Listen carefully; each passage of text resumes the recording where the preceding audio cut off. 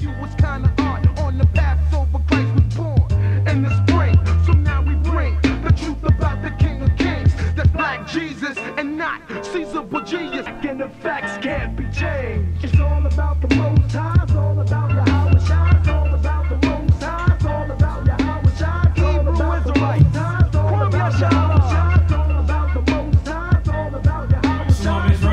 Hello. All right, thank you for joining us again for another class here at ISBHPK, Israelite School of Biblical History and Practical Knowledge. We're here at 8524 South Braeswood Boulevard, Houston, Texas.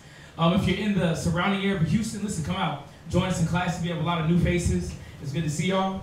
As well, we have a school in San Antonio. All right, the school address is going to be 4219 Centergate Street, San Antonio, Texas, 78217. As well, we have another school in Albuquerque, New Mexico, 501 Copper Avenue, Northwest Albuquerque, New Mexico. All right, and just to let you know some announcements for the newcomers. We have class Monday, Wednesday, Friday, and Saturday. All right, Monday and Wednesday is going to be from 7 p.m. until 10 p.m. Monday and Wednesday, and then Friday is going to be 6 p.m. until 9 p.m. All right, and then Saturday morning class, the Sabbath class, is going to be from 10 a.m. until 2 p.m. So it's definitely good to get out. We got a lot of classes. We have a class in Austin as well. So if you have anybody in Austin that you may know of, listen, send them our information and we'll let them know exactly what location they're going to be at in Austin because they're starting that school right back up. All right. For those that have kids, we have kids class every Sunday. So kids class is going to be from 12 p.m. until 1 p.m. every Sunday. And it's definitely good to have the kids you know, in class or watching online because this world is extremely wicked, man. And it's good for them to know some Bible knowledge, man. Let them know who they are according to the Bible, what pleases God, and how to live. You know, once again, this world gives us all different type of examples, but they're not according to the Bible. So, yeah, we have an archives to where you can have you can watch them later on. If it's going to be on Sunday, if it's going to be sometime during the week, listen. Rather than having them watch any type of garbage YouTube video of Nicki Minaj or, you know, all the J Balvin, listen, put them on some the ISBHPK Kids channel. They need that. All right. We have a live channel as well, as you see, but we have a lot of archive classes that we have a lot of information on regarding the Hispanics. Listen, how they're Israelites. Listen, anything regarding the law, sacrifices, all these different classes and questions that people have. We have them already locked in, so it's good, and you can check it out 24 hours a day. All right. We have a radio show coming up. Well, actually, no, this is the Block Talk Radio. Block Talk Radio is going to be with Mashaba. Mashaba's out of San Antonio / Albuquerque. He holds a Block Talk Radio every day, Monday through Friday at 9:30 a.m. It runs about 2 hours. And once again, that's another avenue to get your mind right, man. We wake up in the morning, we may listen to the news, to the music. Listen, how about wake up listening to the scriptures? You know, rather than playing, let's do it. Let's listen to the scriptures, get our mind right, and get our day started in the right fashion. Again, that is blogtalkradio.com/Mashaba. All right? And for Israel wear, as you see a lot of brothers up here with the headbands, the shirts. Those that are in class, you see the pants, the shirts. You can order any type of shirt, garment, headband, wristbands at Israel Wear on Facebook. So we have the sisters that put diligent time in and do handcrafted wear for us. All right. So once again, any type of shirts, pants, anything that you may need or design that you think that you want, listen, we can make it happen. And you can find them at Israel Wear at Facebook.com. All right. If you need to reach any of the teachers, we have Priest Kazaki at the number 281-707-2737. Again, his number is 281-707-2737. So that's for anybody after class or during the week that needs a question asked, man. You know, you can hit a brother up, hit his phone, text or call. Priest Patazap, his number is going to be 303-557-8979. Again, that is 303-557-8979. And that's for any questions that you have outside of class. All right? You can hit me up during class, too. It's all good. It's text only during class. There it is. All right, and for those that don't like to use the, you know, the calling or the texting, we have the email. The email is isbhpk@isbhpk.org. Again, hit us up on email if you got a question. We'll respond to you as soon as possible. All right, and for those, for any type of donations, listen, they're welcome. Any type of monetary donations or even Bibles. Listen, we have a lot of people that come into class that don't have a Bible. You know, Bible or Potiphar, a dictionary, and these are things that we need. We have Zondervan and Marble dictionaries, books, common books of history books that we may need. If you could send that, we greatly appreciate it. For monetary donations, we have a Wells Fargo account that comes up on the bottom. Listen, if you want to send some funds, please do, because it's needed for the school building. We've been here 10 years, and we've been doing it, ourselves. But listen, once again, monetary donations is definitely welcomed. We have another outlet as well. It's going to be Google Wallet. That account is isbhpk@gmail.com. And for all those that have been giving and those that want to give, because we understand that everybody doesn't have it, but we greatly appreciate what you have been giving. All those that send books, your tablets, your pencils, your pens, your highlighters, all that is needed for the education of your people with this truth, man. And greatly appreciate it. So with that, we're going to turn it to Priest Quatazat. For like 5 seconds, then we're going to turn it back to you. But how's everybody feeling? All right, good. Usually we do like an hour of questions. I wanted to go into this class because it's a lot of information. But what we can do, does anybody have anything? La, I mean, for anybody new, la'a, we speak Hebrew, so la'a is no. Okay? It's no in Hebrew. So the Bible tells us that when we speak a different language, that we're supposed to translate. All right? So, if there's no questions, if y'all got questions online, we'll just hold them, and we'll go into the class, and then we'll get to the questions after. If you have questions on the subject, on the topic, perfectly fine. We can hit those while we go. All right? That sound good? All right, so what we'll do, we'll let the brother take it away. We're gonna continue. We're gonna continue. We were going in last time about Joseph, right? So we have a part 1 that's up there on YouTube. If you didn't catch it, you can catch the part 1. But we're gonna continue the class on Joseph, the integrity of Joseph. We're gonna be speaking about the things that happened with him, right? Brothers sold him off into slavery, ruled Egypt, all these different things, and just go through and look at the character of the man Joseph. All right, so you got it. Right. All right, so just a recap, I know you hit it. Joseph was this individual that was a chosen child, man, and we went through a couple things that he endured. Obviously, the first thing was that he was sold. His brother sold him, man. Think about it. His father loved him so much that his brothers grew envious of him, and grew so envious of him to the point to where they first off they actually wanted to kill him. So we're going into the Bible just to show the psychological thinking of our people, man, because this is a real event. And the thing about it is that we deal with these same situations daily. A lot of times we read these stories in the Bible and we really don't try to apply it in our life or see if those situations or how they dealt with certain things can be dealt in our life the same way, for good or for bad. So the examples that we're going through and what we're going to be reading, you definitely want to, we're going to be looking at it in a little bit more of an in-depth way. All right? And I like what you said about that, because a lot of times people don't put themselves in the stories. They don't see how it's relevant to their life. So, even with the story of Joseph and his brothers trying to first kill him and then sell him off into slavery,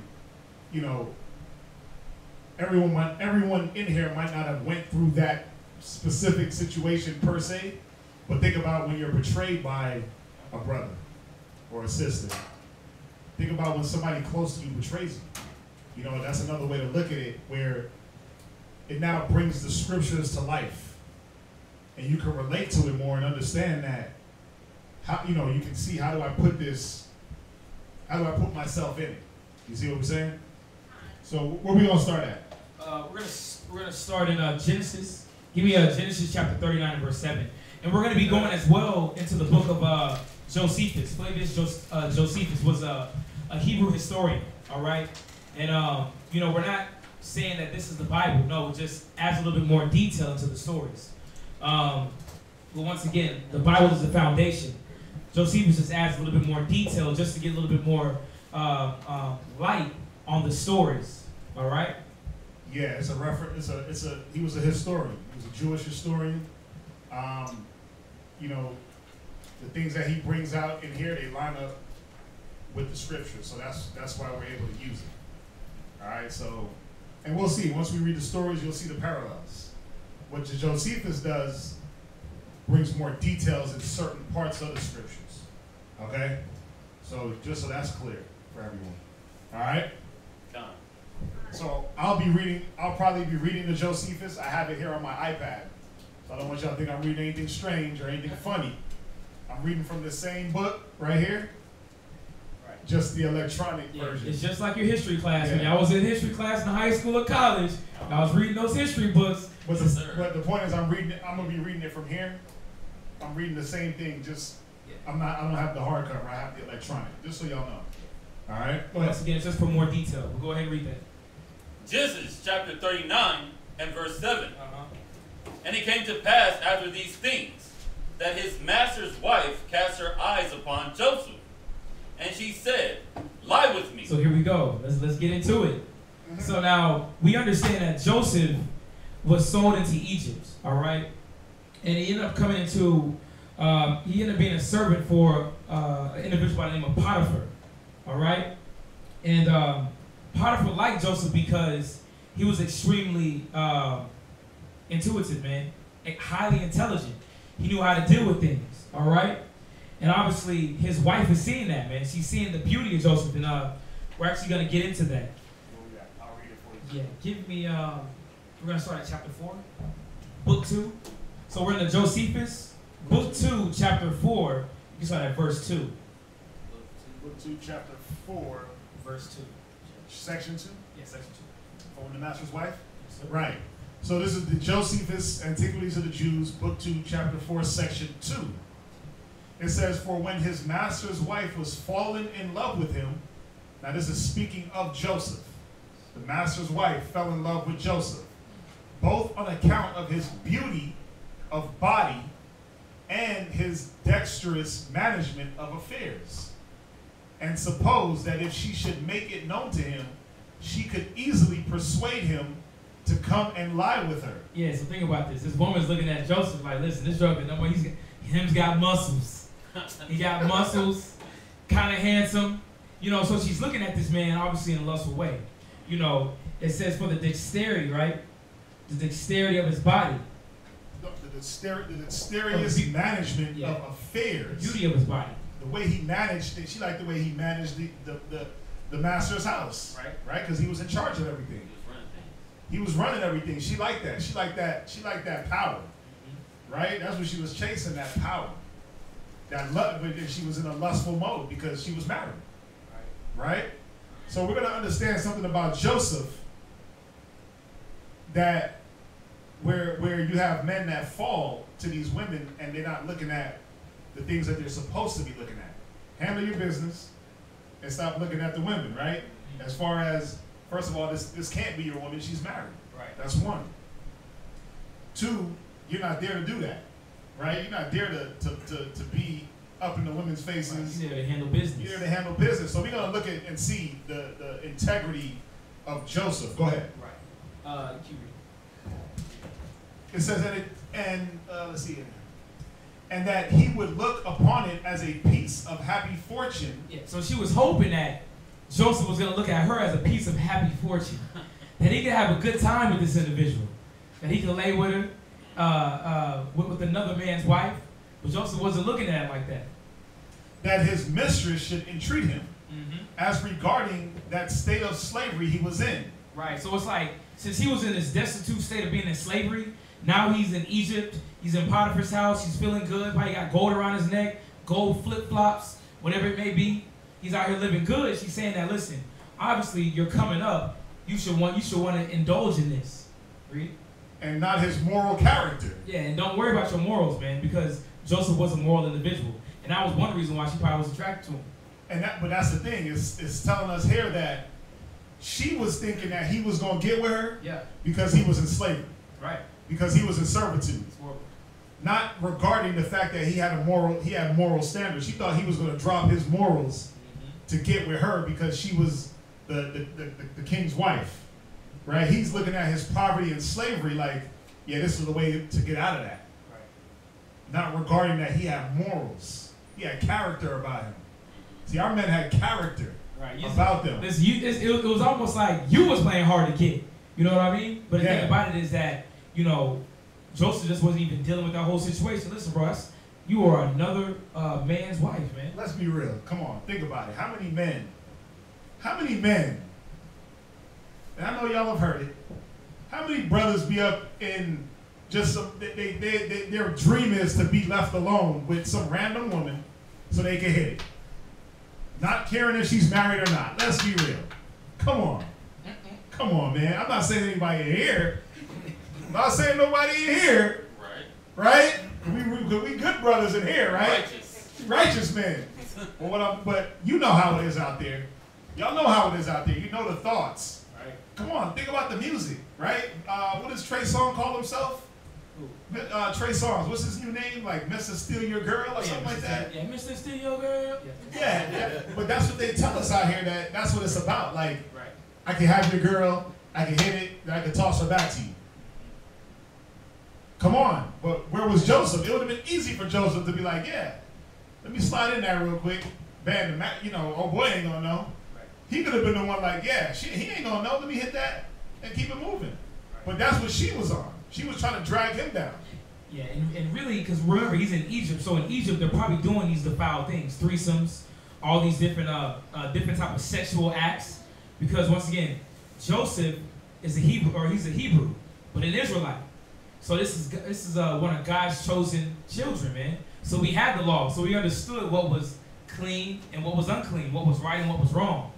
And that's the thing. You got a lot of the. I like this story of Joseph because it kills a lot of that Egyptology, right? Where they talk about they were the first ones with anything written. Nah, we didn't have to have it written because it was already in us. It had to be written when Moses came, but we had the law. We had the moral compass that the Most High gave us on how to operate within our own borders and operate. Think about it. Who's with Joseph? Who's with him right now? Nobody. There's nobody with him. So it's easy for him to be like, yeah, I'm about to go hit that. And act like it ain't nothing. I'm going to assimilate as one of y'all because that's what they were on. It'd have been easy, right? But what did he say? Nah, I got standards. I ain't going to deal with that. As we read on, where we at? You want me to keep reading? So y'all with us so far, right? Making sense? Yes. If we're going too fast, you know what I mean? Slow us down. Yeah, if you have any questions, just please raise your hand and we'll answer those. It says, she could easily persuade him to come and lie with her, that he would look upon it as a piece of happy fortune, that his mistress should entreat him, as regarding that state of slavery he was in, and not his moral character, which continued after his condition was changed. Yeah, so once again, it says his moral character continued. It didn't, listen, whenever he was with his father, tending the sheep, the flock, he had moral character. When he was stolen or kidnapped by his brothers and put into bondage, he had moral character. When he was in jail, he had moral character. When he was dealing with this woman, it never changed. You know, we got to think about ourselves. It's like, you know, when it comes to Hispanics, blacks, and Native Americans, man, it's like we really don't understand what a moral character is, because we've been indoctrinated by America. Because America says it's cool to sleep with another man's wife. It's cool to indulge with any type of filthiness. But it said that Joseph's moral character never changed. And that's how we should be when we're coming back to these laws and statutes that God gave us, the understanding of what we should be doing. But this is just an example of that. It's possible. You know what I'm saying? He's getting thrown at him, man. He's getting the sunshine thrown at him, but he's denying it. Watch this. Check this out. You want me to read on? It says, she made known her naughty inclinations. Come on, naughty inclinations. and spake to him about lying with her, sleeping with her. So she came to him, right? Yeah. And was like, listen, let's do it. What's up? So she was like talking dirty to him, like real flirtatious with him. Filthy. Filthy little Egyptian. Filthy little Egyptian mistress, right? Think about it, man. You got she was probably old. She's probably older than him. You know them old cougars.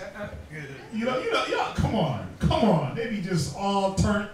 They be in their 50s, 60s. They see them little 20-year-olds. They be turned up, bro. Just really aggressive. Joseph right here is like, when he went into Egypt, he was 17. Yeah. So he's probably in his early 20s about this time. Right. She knows she's older than him. And just turned, just ready, right? Yeah. She got the old Egyptian king, the master. He's probably old and washed up. Yeah. She got Joseph here, young and tender, just trying to throw herself on him. He's a Hebrew. Looks different. He looks different. He moves different. The dude smells different. Everything is different about him. Yeah. Everything is different about him, and she wants a piece of that. Her naughty inclinations, right? Let's see. And spake to him about lying with her.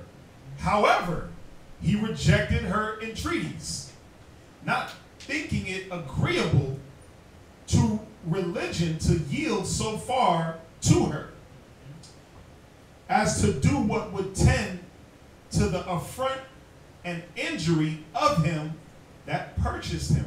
So Joseph is thinking right now, man. He's like, listen, I can't deal with you. Your husband just bought me. He put me up in here. He gave me everything I need, all I wanted, and you think I'm going to mess that up with you? Hell no. But that's what he's saying, because obviously he's coming at him with this urge, man. But Joseph is thinking. But with that, I'm going to show you something. I'm going to show you what was in Joseph's mind. Let's hit the scripture. Okay, wait. You see what I'm saying? All right, let's hit these. 1, 2, 3. Okay, go ahead. You got it. But, yeah, what was on his mind. But go back to Genesis chapter 39. Genesis chapter 39, verse 8. Yep. But he refused and said unto his master's wife. Start at verse 7. Verse 7. Start at verse 7. And it came to pass, after these things, his master's wife cast her eyes upon Joseph, and she said, lie with me. So y'all see how the Josephus just went a little bit more in depth into the story? Because we read one Bible verse, and it basically summed up this whole paragraph that I just read. You see that, right? Y'all get that? So the Josephus just goes a little bit more detailed into the story. So, because basically it came to pass after these things that the master's wife cast her eyes upon Joseph, and she said, lie with me. But there was so much more. It gives the reasoning why she wanted to be with him. Because the way he handled affairs, the way he looked, right? Go ahead. Verse 8. But he refused and said unto his master's wife, read. Behold, my master want not what is with me in the house. Go ahead. And he hath committed all that he hath to my hand. Yeah, he's basically saying, listen, man, the master ain't worried about the things that he gave me in the house. He gave me everything to run it. I'm not going to abuse it. I'm not going to be that man that's stealing the change out the couch. Right. You know what I'm saying? Stealing the cookies out the cookie jar. He entrusted me with something, so I'm going to be faithful in that. Here goes that word integrity. Here goes that moral character that Joseph had. He was checking this grown woman. Right? He was putting her on, he was pumped the brakes. Think about it, man. Put yourself in a position. Now I'm going to say this. I know one thing about the Egyptian. She wasn't ugly. They weren't ugly. So, put yourself in a position. 20-year-old man. Ain't nobody around. This chick is coming on to you. What you gonna do? You gonna be Joseph? You gonna be Joseph, or you gonna let the little demon in your head guide you? It's real though. It's real. You gotta think about it. But you know what's crazy? Think about this. I'm gonna blow y'all's mind. Not really. Think about this though. How many times a day are you put in the same position Not with a woman, but with other things, other decisions that need to be made. Where at the drop of a dime, if you make the wrong decision, there's repercussion. If you make the right decision, you move forward. Think about it. Think about how many times you've been put in a precarious situation where you made the wrong choice and you reap the benefits thereof. Scriptures say a man shall reap what he sows, right? So think about it. Think about all the little filthy little things you've done on the low, right? All the little filthy escapades you've had on the low, nobody was around. Or even a thought that came to you that you pursued, where there was a left or a right way. You go the left way, something bad happens. You knew you shouldn't have did it. Your conscience beat you up. Or you went the right way and you knew, okay, I made the right decision. Because I was able to keep my integrity. Somebody look up that word integrity. I was able to keep my integrity and my moral compass, my moral code, the moral fabric that was in me was not degraded. Think about it. It happens to us daily on so many different levels where we got choices to make.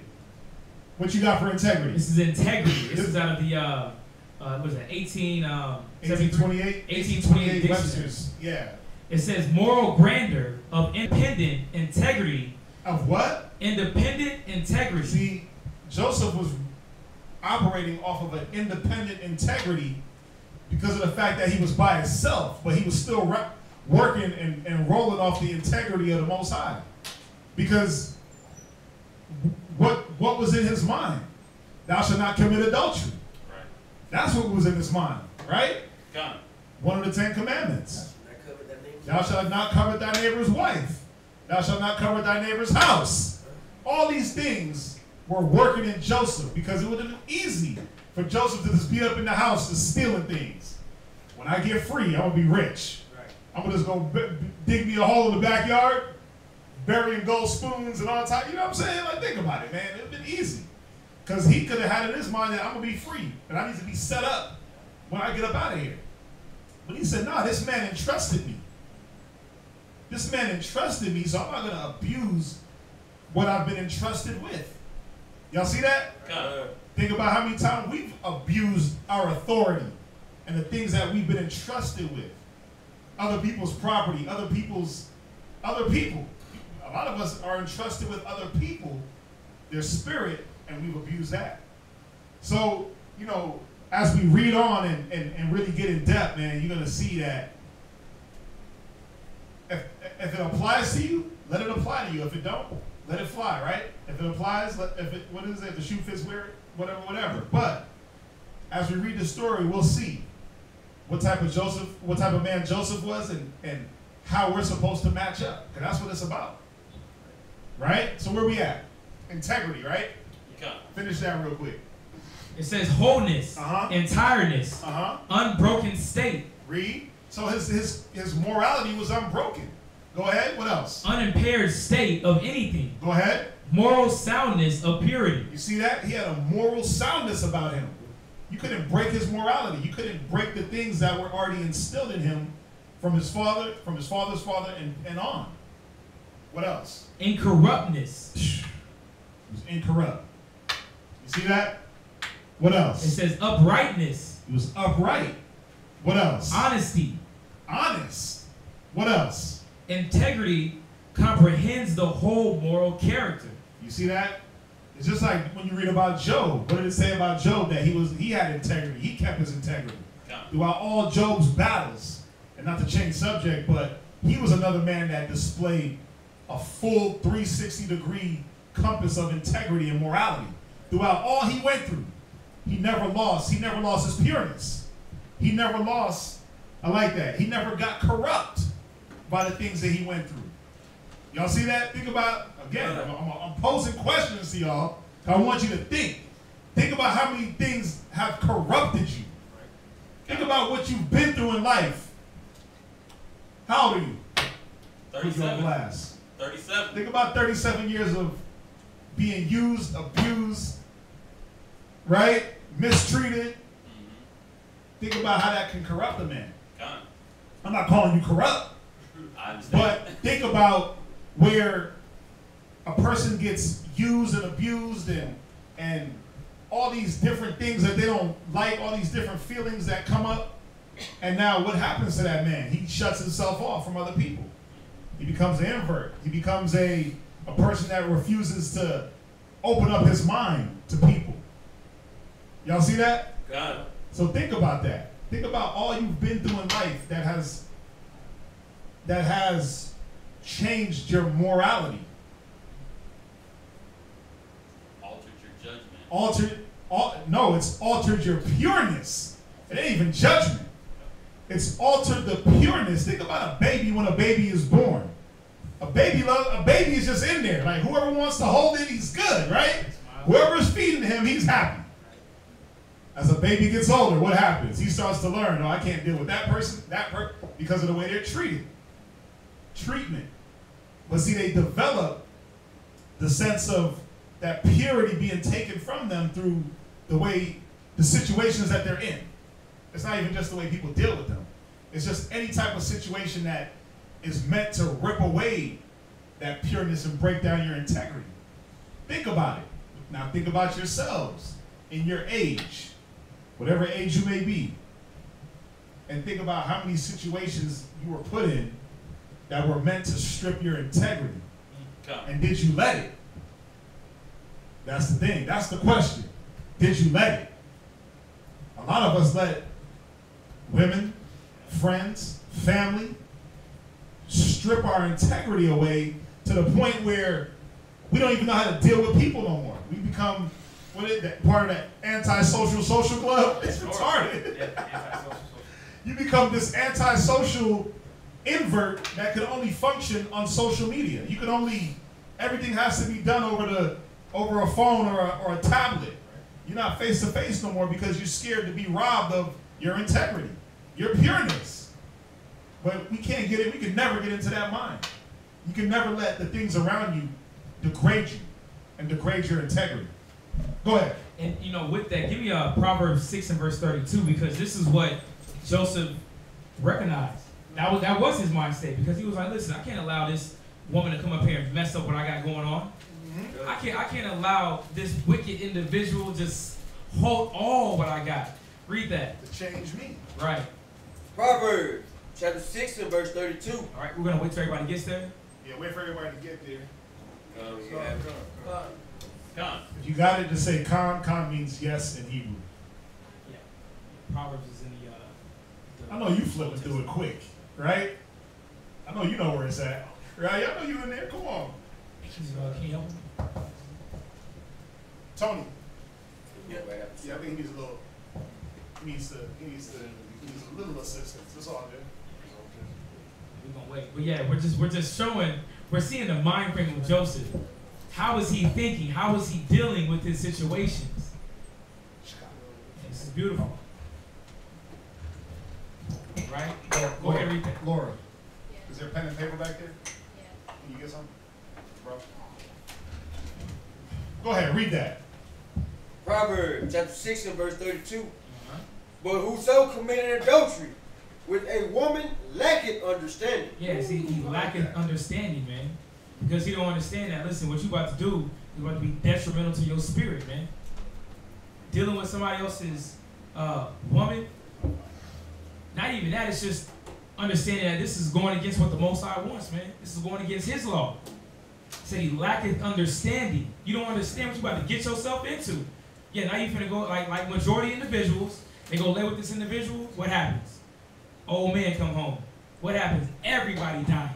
Or somebody getting jacked up. Yeah, you end up like Mr. Biggs and R. Kelly. Right. Yeah. In the closet? Dang. Yeah, you hiding in the closet. Read that again. Proverbs chapter 6 and verse 32. But whoso committed adultery with a woman lacking understanding, Read. he that doeth it destroyeth his own soul. Yeah, destroyeth his soul, man. Your integrity is gone. Now you out of here in la land, not understanding how to walk, not understanding how to move, because you're not moving in integrity no more.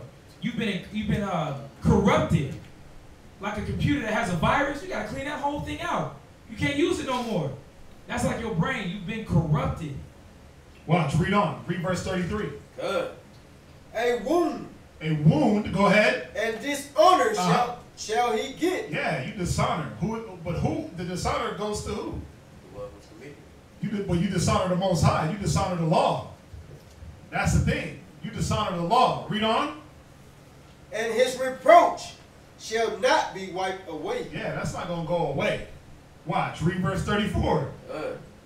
For jealousy is the rage of a man. Think about it. Think about all those stories of men. Crime of passion. Yeah, crimes of passion. They walking on their women, sleeping with another man. And he killed the whole house. Dog, baby, wife, husband. He drowned the fish in bleach. He burned the whole house down. Right? Why? Because it says jealousy is the rage of a man. Right. Go ahead. Therefore, he will not spare in the day of vengeance. Everybody's dying. Right. The fish. I'm telling you. I've heard it. Cats pour bleach in the fish tank, poison the dog, kill the dude, stab the woman, kill himself, strangle the babies, everybody. Because in that day, that rage takes him over. He ain't sparing nothing. Go ahead. He will not regard any ransom. You see that? Yeah, so he don't care. He don't care for no life. Yeah. Even a thought about it. You know what? This baby, it's a little precious. Hell no. And he ain't listening to no reason. Right. He don't care why you did it. See, Joseph was taking into account all these things. But above all, he was taking into account the law of the Most High. Right. He was taking in the fact that thou shalt not commit adultery. Go ahead. Neither will he rest content, Uh-huh. though thou givest many gifts. Yeah, no matter what you try to soothe him with, he will not be content with that transgression. With a man dealing with his woman. Where you at?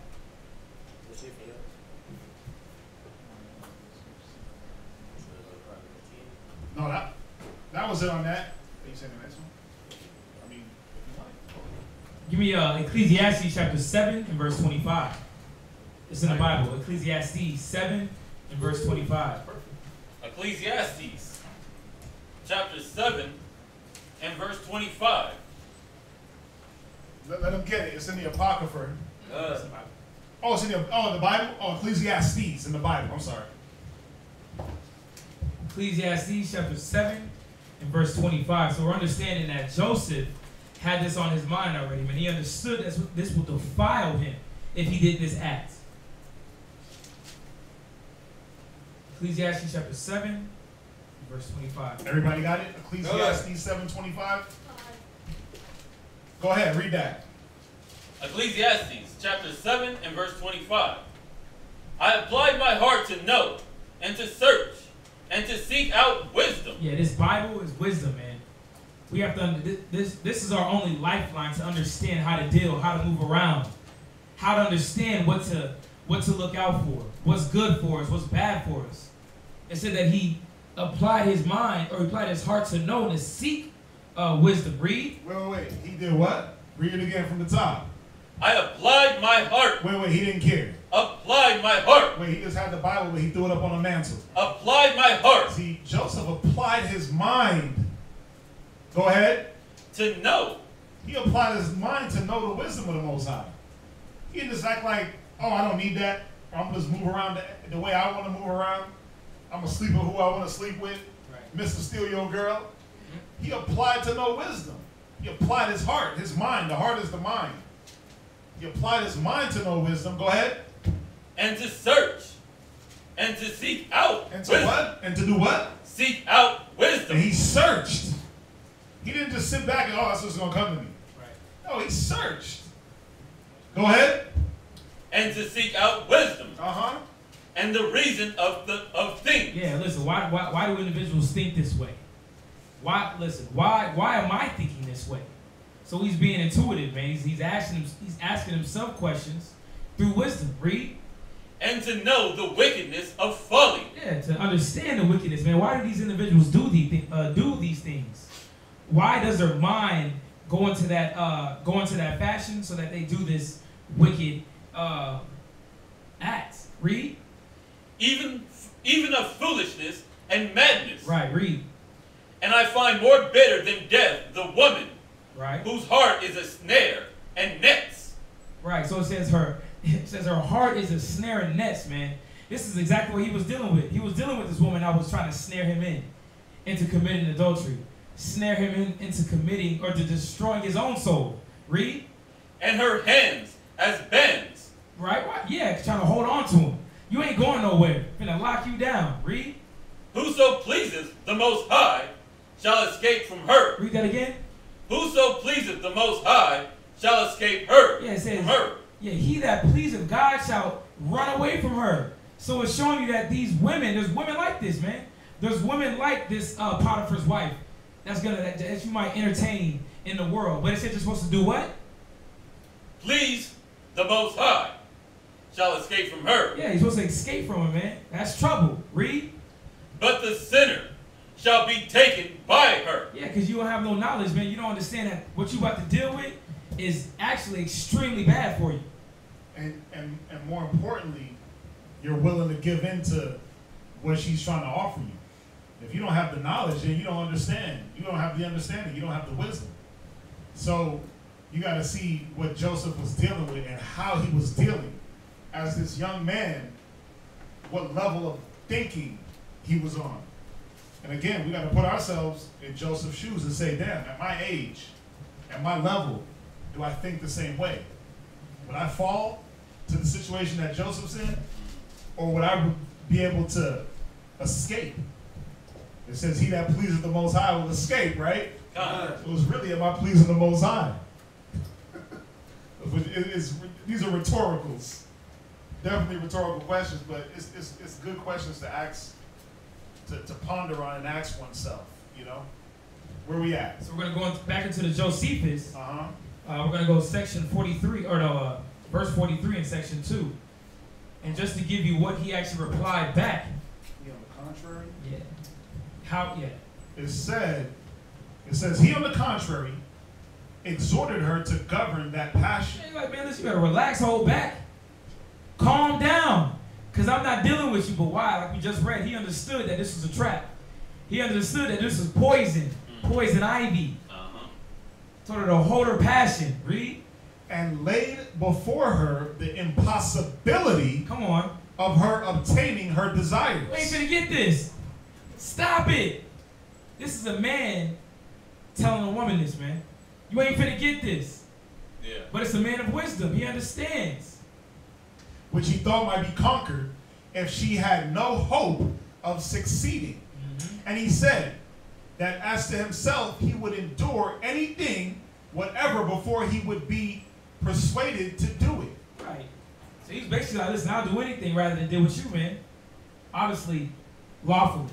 Right. I'll endure anything. He's talking about pain. Go ahead. So he thought like if he can let her know that she ain't got no chance, that she'll just calm down and back off. Yeah. Yep. But then what does that do to her? What does that do to a whole lustful person? It makes them want you more. Yeah. It makes them want you more, right? So I think it goes in about that. You want me to keep reading? It says, for although it was fit for a slave, as he was, to do nothing contrary to his mistress. So you understand that, right? He was a slave. He was supposed to obey her in everything. Wow. Yeah. He was supposed to obey her in everything. He might well be excused in this case, where the contradiction was to such sort of commands only. So it was saying that he was able to escape because of the fact that this was just so off of a request. Right. This wasn't, oh, go clean the pots and go water the grass. This was, let's commit adultery. Yeah. Y'all understand that, right? Yeah. Let's see here. But this opposition of Joseph, when she did not expect it, made her still more violent in her love to him. Come on. And as she was sorely beset with his naughty passions, so she resolved to compass her design by a second attempt. Right. So when he rejected her, she got even more intense. Think about it. It said her love was violent. She had violent love for this guy. This is terrible. Right. Because she felt that when he was telling her no, that riled her up even more. That riled up the blood. You know how some bros be. Chick tell them no, they think that's the okay to just go all the way in more? Yeah. Right? No, I'm good, I don't want to talk to you. Then they keep going. Like, that's the okay to keep pursuing? It's the same thing. But think about it, man. Joseph was like, nah, I'm good. Where we at? We can jump back to Genesis. I want somebody to hold Genesis. So, y'all with us so far, right? Everybody's with us? Done. We understanding what's going on in this story so far with Joseph, right? Okay, just making sure. Again, we're moving too fast. Write everything down so you can go back and read it yourself. If we're going too fast, slow us down. Yeah, so we're just breaking down the story, man, to get a full glimpse of really what's going on. What's going on here? Where you at? Genesis chapter 39 and verse 9.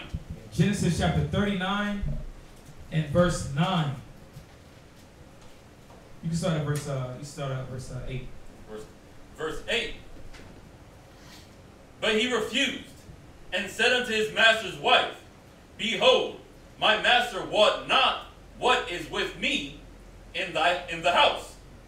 And he had committed all that he had to my hand. Right, he gave me everything. Read. There was none greater in this house, than I. Read. Neither hath he kept back anything from me, but thee, because thou art his wife. Right, he was like, listen, I got everything he got except you, so I'm good. Read. How then can I do this great wickedness and sin against This what? this great wickedness? Joseph knew that sleeping with the Egyptian's wife was what? Great wickedness. Go ahead. And sin against God. Yeah, I like that. And sin against the Most High, man. Read. And it came to pass, as she spake to Joseph day by day. Hold on, she did what? Spake to Joseph day by day. She was in his ear constantly. Day by day. Still trying to get at him. Constantly. But obviously Joseph was like, nah, I'm good. He didn't break. He didn't snap. But we're going to find out what he did. But you know what's crazy? Now I'm going to talk about the women. Okay. I'm going to talk about the women because think about it, man. Think about these women that got men. You know you got a man.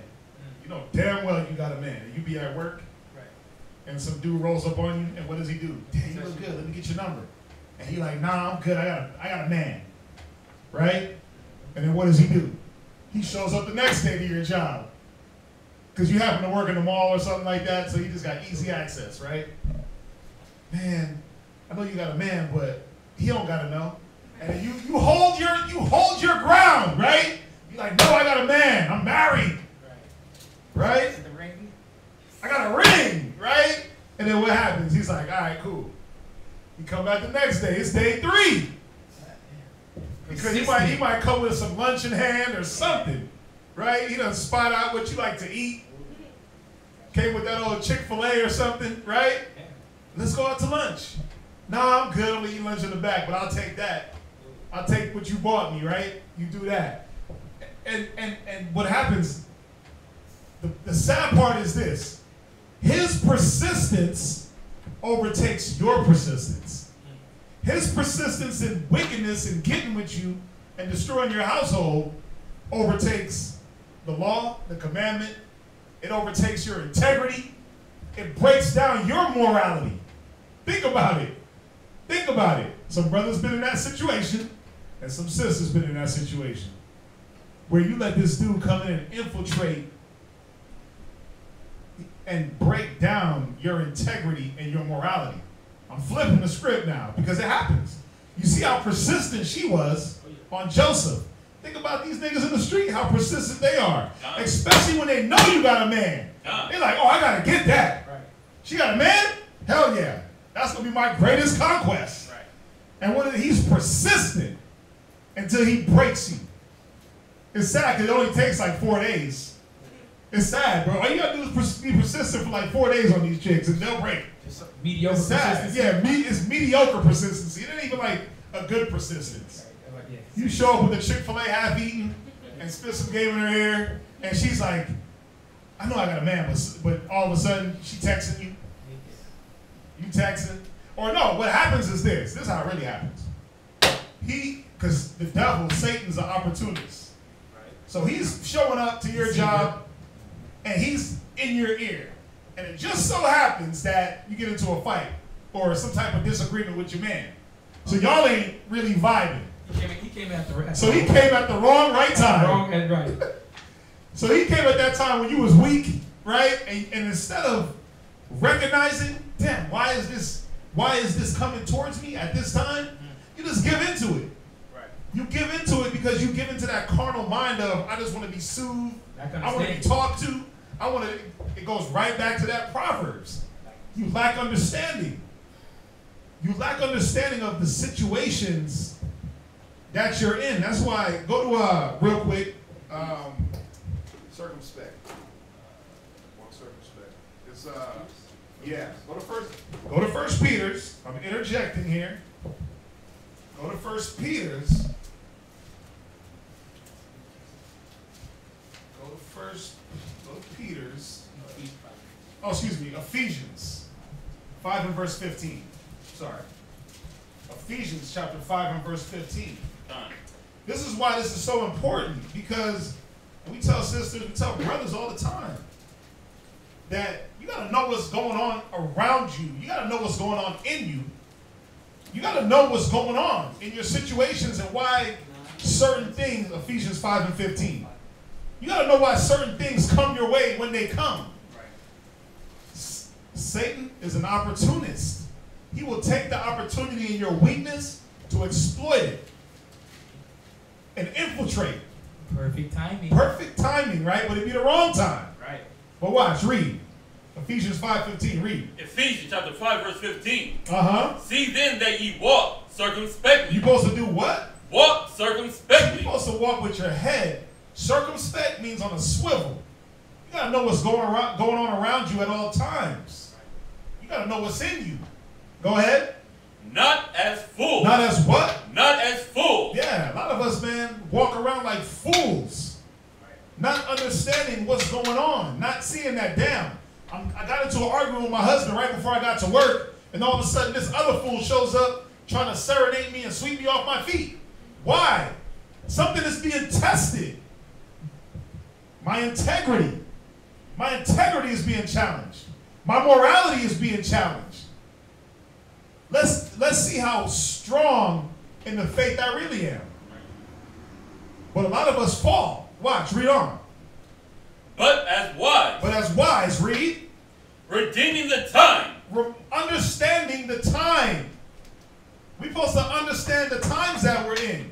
That this is the time for Mr. Snatch Your Girl to pop up. Because that's what time we in. We're in those times where if a chick tells a dude she's married, the first thing he wants to do is hit her on the first night and send her back home. And say, yeah, I hit it. She was married. Even these women, they be seeing dudes with wedding rings. They love that. That ain't the deterrent no more. He's established. Yeah, but it's not even about he's established. It's about he's someone else's, right, and I want him. Cover this. But it's Satan saying, can I break this man's integrity? What were you going to say? I was going to say, because I knew a dude like this. Yeah. He liked the married because the married is going to keep it down low with him. It's going to be on the down low, right? Mm-hmm. Yeah. It's all these different, because why? These niggas in the street don't want no responsibility. Mm-hmm. They don't want to deal with their own woman, the own things they got to deal with to build. They want to jump in your building. Right. Like they want something that's already built, that another man is already putting his hands on. It's terrible. But it says redeeming the time. Go ahead. Because the days are evil. Yeah. It's evil as hell out there, man. It's evil.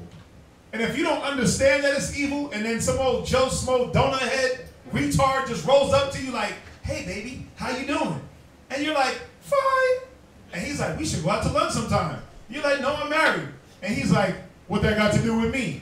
And you fall into that, you're a fool. You're not walking circumspect. If you're a dude that got a woman, and you just, every little chick that runs up to you, you just like, yeah, let me get with that, and not understanding that the days are evil, why is this chick coming to me? You're a fool. You need to wake the hell up. Read on. Wherefore, be ye not unwise. Be not what? Not unwise. Read.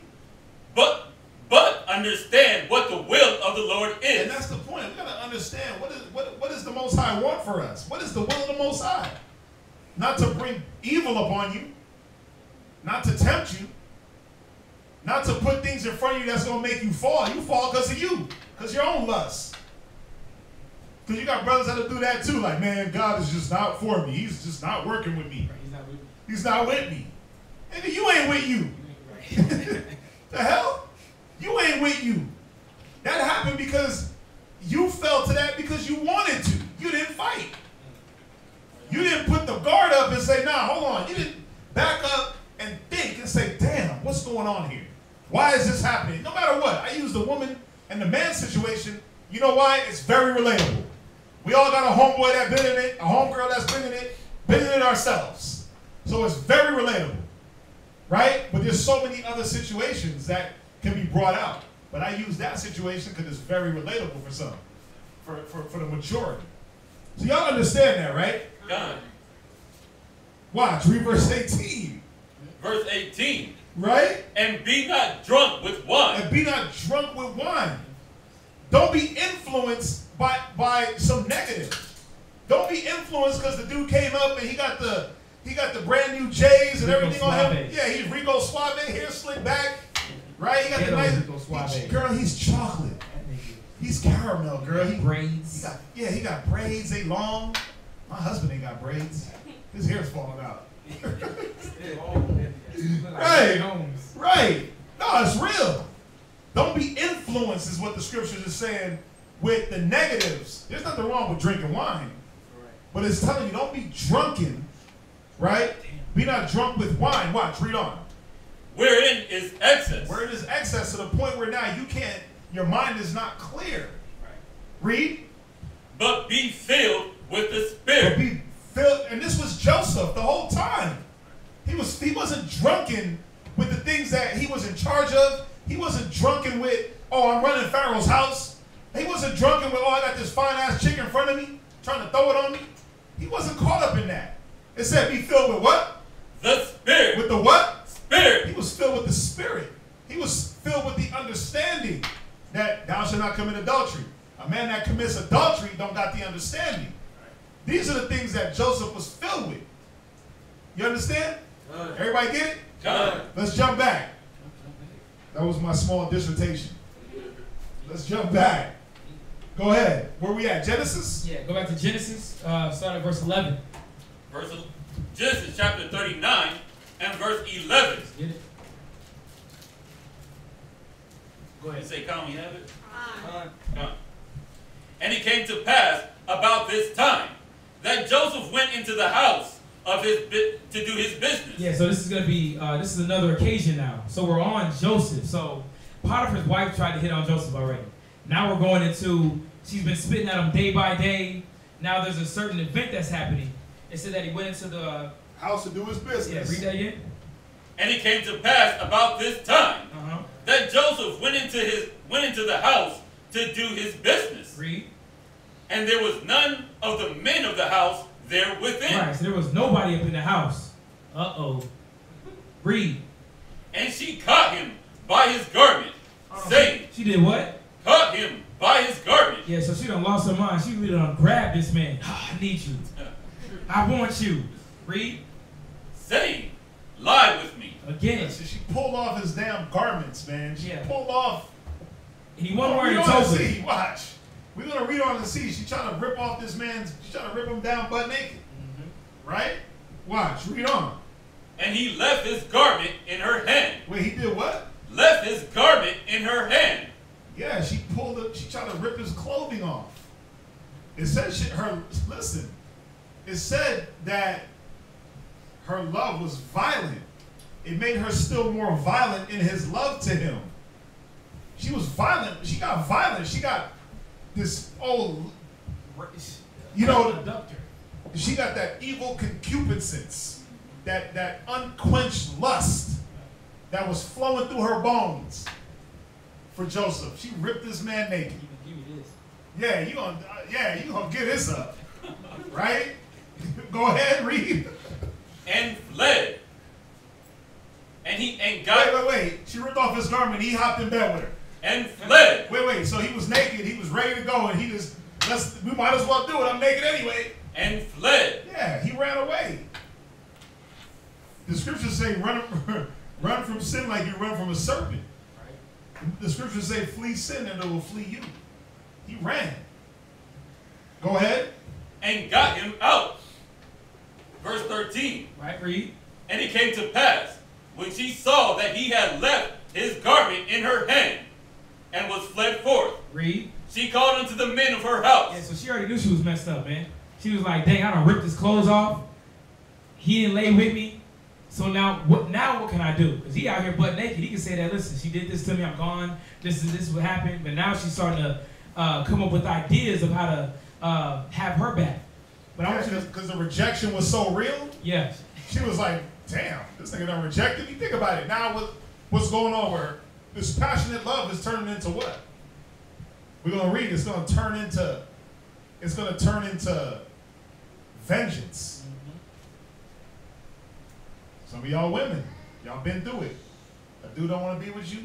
You know, he done dumped you, and then what you do? You go bust out his windows. Your love, that love that you have, that deep love and passion, it turns into hate and vengeance.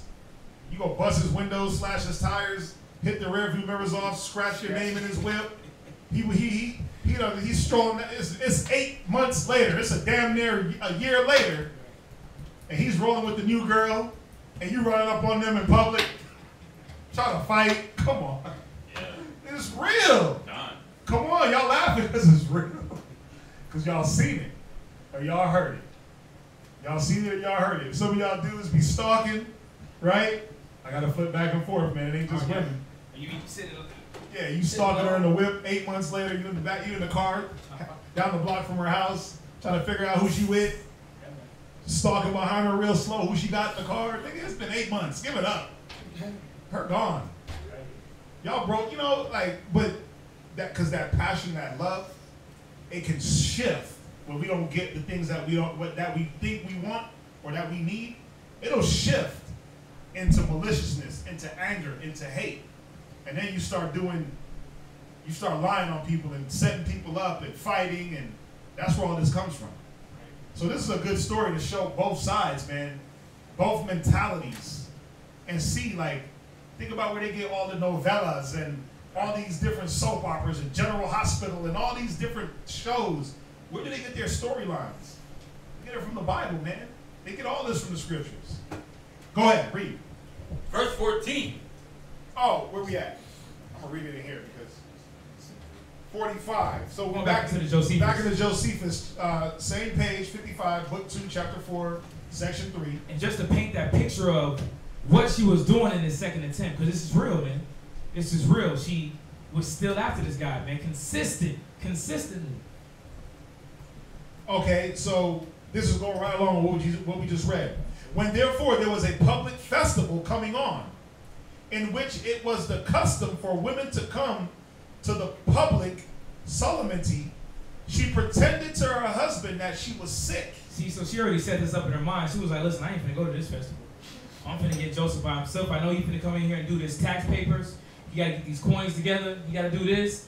Listen, I'm sick. Perfect timing. Perfect timing. Just wow.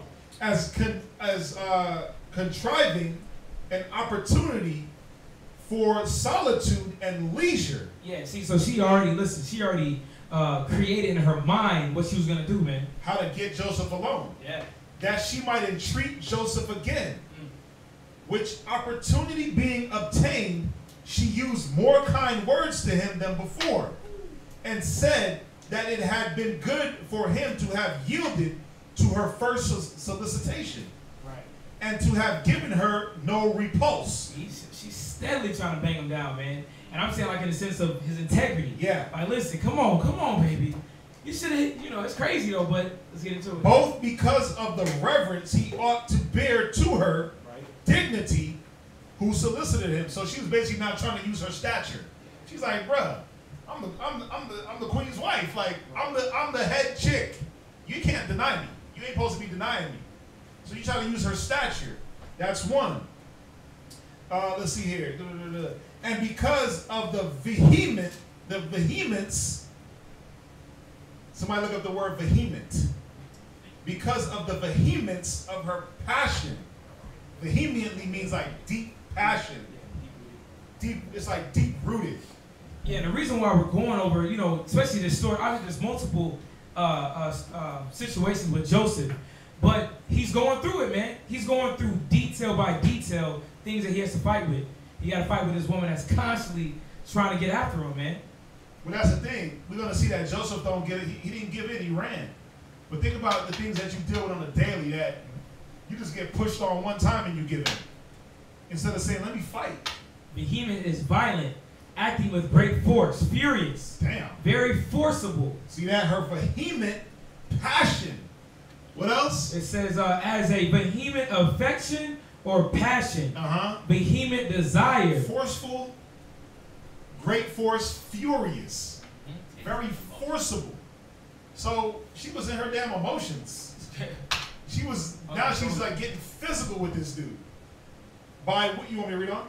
By which she was forced, though she were his mistress, to consent beneath her dignity, but that he may now, by taking more prudent advice, wipe off the imputation of his former folly.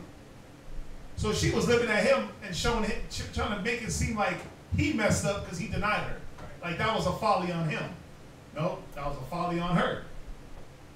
For whether it were that he expected the repetition of her solicitations she had now made, and that with greater earnestness than before, for that she had pretended sickness on this very account, and had preferred this conversation before the festival in its solemnity. So she rather, think about it, this was a solemn assembly. This was a solemn assembly that they all the women were supposed to partake in. So she rather go talk and deal with Joseph and try to sleep with him than serve her God. That's what it was talking about. Where at? Watch this. 48. And it says, and assured him that if he complied with her affections, he might expect the enjoyment of the advantages he already had. Like, yeah, you know, so she acted like as if he slept with her, that he was going to get something more, or he was going to be able to keep what he was already getting. But she wasn't the one in power. It was her husband that put him in charge. You see that? So you see how she tried to take authority? She tried to use and get to him by any means necessary. This is sad. It's a sad case. And if he were submissive to her, he should have still greater advantages, but that he must look for revenge and hatred from her in case he rejected her desires. So she damn almost like blackmailing. She's like, listen, if you don't do this, this is going to happen. And preferred the reputation of chastity before his mistress, for that he would gain nothing by such procedure, because she would then become his accuser and would falsely pretend to her husband that he had attempted her chastity. You see that? So, watch, let's read on. We're going to jump back here. Let's start at verse 13. So y'all are seeing this, right? Come. Everybody with us? Come. Genesis chapter 39 and verse 13. And it came to pass, when she saw that he had left his garment in her hand, and was fled forth, that she called unto the men of her house, and spake unto them, saying, see, he hath brought in an Hebrew unto us to mock us. Yeah, Joseph was a Hebrew. He wasn't Egyptian. Read. He came in unto me to lie with me, and I cried with a loud voice. Yeah, so now she's lying on him. Just because he denied her, but this is what she said that she was gonna do. If he denied her desires, that she was gonna bring this back upon him, bring these lies. You had to look for revenge. Right. You had to look out for the revenge that was gonna come. Here it comes. Read. Verse 15. Now think about this.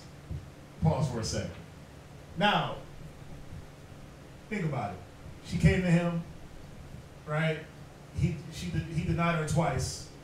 And she came to him in this manner of, I'm trying to get with you. And he didn't break.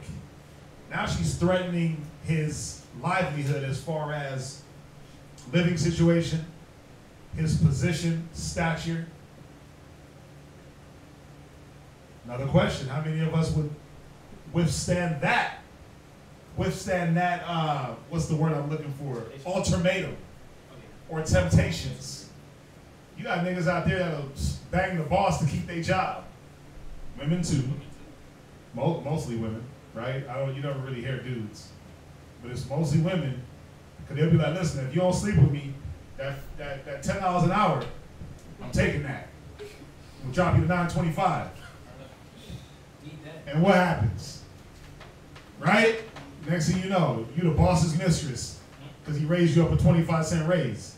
It's terrible, man. You gotta think about it. It happens. You gotta think about how many positions that we get put in where our morals and integrity are challenged. And it's like, what are you selling out for? You know, real quick, go to Matthew. I'm sorry. Go to Matthew 4. And just some basic scriptures just to fill in. I don't want to talk too much. I like the scriptures to talk. Go to, where's it at?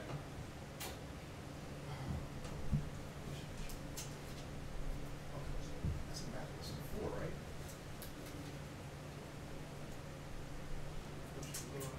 Right? Give me 1 sec. We're going to find this real quick. And I'll quote it when Christ said, what is it? Well, he said, what shall a man give for his soul, basically. We don't get the scripture, but think about it. Think about how much we give up for our soul. Oh, it's 8? Okay, why did I think 4? 8 and then what? There's nothing. Matthew or Mark? Go to Mark 8. I got my stories mixed up. Excuse me. 8 and 36. There it is. Read that real quick. Mark chapter 8 and verse 36. Verse 34. Verse 34. And when he had called the people unto him with his disciples also, he said unto them, whosoever will come after me, let him deny himself. Right, and this is the whole purpose, that we're supposed to be denying the things of the flesh. We're supposed to be denying our own wicked thoughts and following after the Most High in Christ. Go ahead. And take up his cross and follow me. Because when Christ came across the apostles, it was, listen, drop that and follow me. Was there like a rebuttal? Like, well, I got to go do this, I got to go do that. It was like, okay. And they followed, right? Go ahead, read on. For whosoever will save his life shall lose it. And this is the thing that we forget. You try to save your life. You try to, for that raise, I'm going to do something strange for a little piece of change. And you're trying to save your life. You think you're saving your life, but in turn, you're really losing it. Because you're losing parts of you that matter. You're losing that spiritual part of you. You're getting something carnal. You're getting an extra 25 cents, 50 cents on your check, right? Which equals out to what? An extra $100 every 2 weeks? So for an extra $100, right? You saving, you got your light bill paid, right? But what are you giving up? I would die. You can't put a price on your integrity, though. But some do. Some people do. Some people do put a price on their integrity. Whether it be with a job, whether it be with their family, whether it be a car, a house, relationship, you do put a price on your integrity. What were you gonna say? I was gonna say, I had a job where, in order to move up and to be in upper management, I had to do cocaine like the rest of the upper management. Damn. Yeah. You had to hit the white lady, huh? Yeah. You had to hit that coke, that nose candy. They passed it to me, and it was like, this your way in right here. Yeah, the sugar boogers. Mm-hmm. Yeah, that's wild.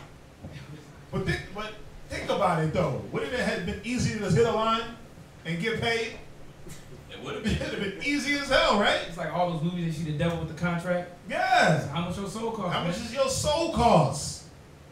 That's the thing. When you think, but again, every day we walk in the streets. Every day when you wake up, your soul is instantly on the line because you're put in positions that the Most High is trying to see. What are you going to give up for your soul? What are you going to give up? What are you going to put in place and think that is more important than your spirit, than your spiritual growth? Is it the job? You going to invest more time in the job? Instead of building your mind through the word, through the scriptures? What is it? The car? The car is more important? The house? Your own thoughts? What is it? That's the thing we got to ask ourselves, because if it ain't the car, the house, the material, it's you not wanting to lose that phony identity that you built, that fake ego that you built when you lied to yourself and told yourself, oh, I'm something, but you're really nothing. Because where's the spiritual balance? Where's the spiritual building behind that? When your thoughts are being measured up with the thoughts of the Bible, with the spirit of the Bible, when your spirit is being measured with the spirit of the Bible, and your spirit is contrary, what are you willing to give up to change that? You going to give up your mind to make sure that your mind is in line with the Bible? Or are you going to continue on the path? There's a way that seemeth right unto a man, but the ways there are of death. Right? Well, let's finish reading that. Read. But whosoever shall lose his life for my sake, right, and the gospel's, read, the same shall save it. Read on. For what shall it profit a man if he shall gain the whole world? Because what's the profit if you gain the world? We know that the world is temporal. The world ain't going to be here forever. Everything in this world is going to fade away. Right? So what's the point of even trying to pursue it? We know we got to eat. We know we got to pay bills. That's always going to be there. You're giving your whole life, your spirit, your time, your effort, your mind. You're overcompensating to do something that's already going to get done. That's the problem. You overcompensate and you stretch yourself for this over here, but you don't stretch and put in the same effort for the spirit. That's the problem. So what are you doing? You giving up you for the world. Whatever the word world entails in what you're more engrafted into, whether it be a job, house, car, woman, anything that's temporal that you can lose like this. Listen, you can't lose the spirit. You can't lose these words. Once they start getting in you, they in you. You can't lose it. But you can lose everything out there quick, fast. All it takes is one Hurricane Harvey. You'll lose three things in one. You can lose a job, house, and a car in 1 week if it's about that. But see, let's deal with the thoughts, the thought process. See, Joseph, he could have went with his own mind and said, "Yeah, let me hit this chick. Let me sleep with her." But he went with the mind of the Most High and what the Most High wanted. He knew that it was pointless for me to give in to this chick and lose the things that built him. He didn't want to be defiled, but think about it. I'm going to keep asking. How many times have you given into things that have defiled you to the point where it's like, damn, there ain't no hope for me, right? You start to condemn yourself. Damn, there ain't no hope. Ain't no coming back. Yeah. That's the ain't no coming back from this one.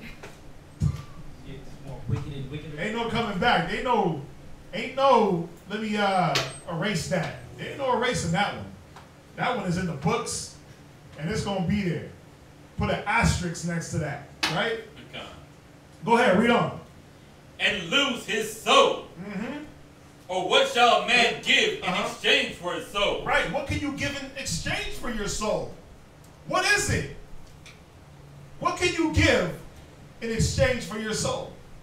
Nothing. Nothing. You know why? Because even your soul ain't your soul. Your soul is the Most High's. There ain't nothing you can give the Most High in exchange for your spirit. Some of y'all got to really understand that. Y'all trying to build things here on earth in this wicked kingdom. You trying to build things here in Sodom and Gomorrah. When Sodom and Gomorrah got destroyed back then, guess what? It's going to get destroyed now. Why build in a place that ain't going to be here?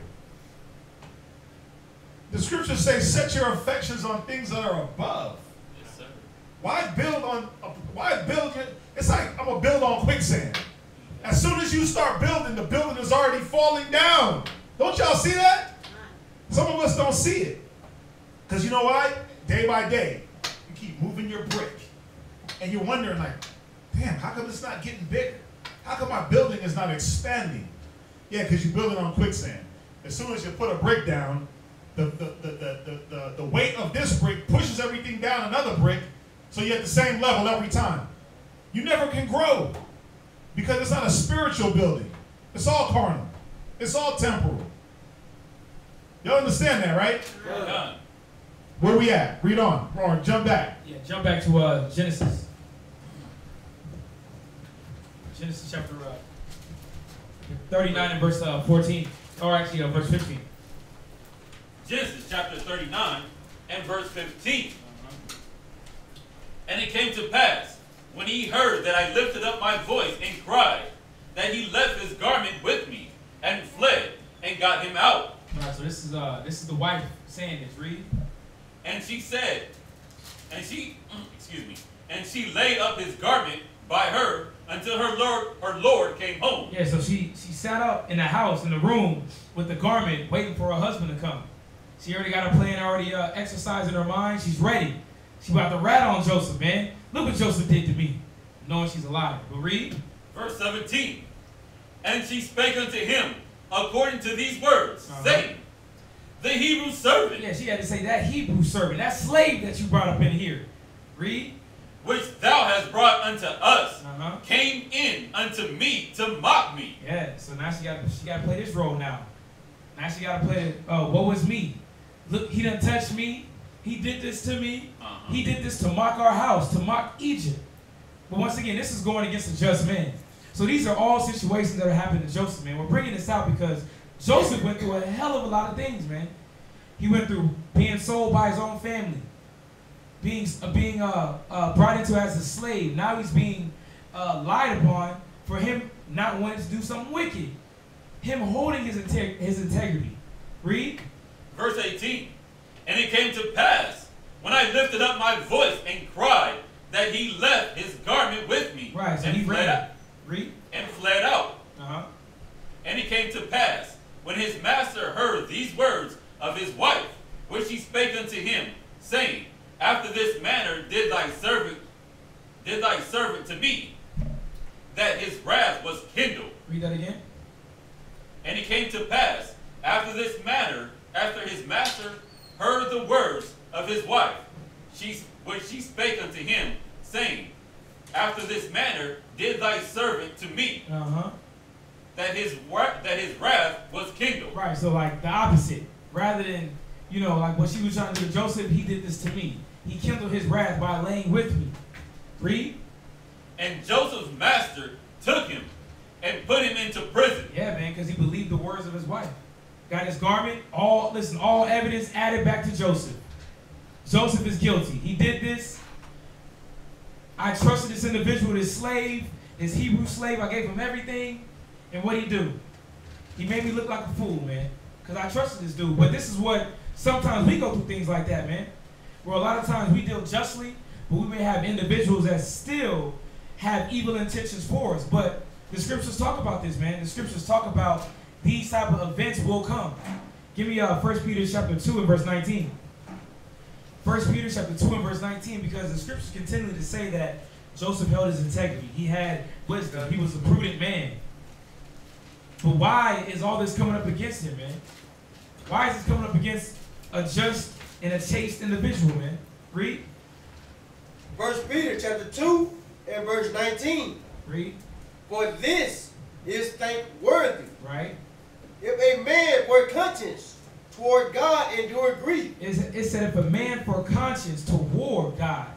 So his mind's staying on God. His mind's in the scriptures. He understands that there's evil in this world. He understands that he's standing for righteousness. He understands that he's in an unclean predicament right now. And he's the only clean thing in there. His conscience is clean. Read. Suffering wrongfully. Yeah, he got to suffer wrong now, man. He has to suffer wrong because this woman has lied upon him. Because he didn't go with the advances that she tried to put upon him. But that's the same thing in our life, man. What have we had to endure that we suffered wrongfully for something?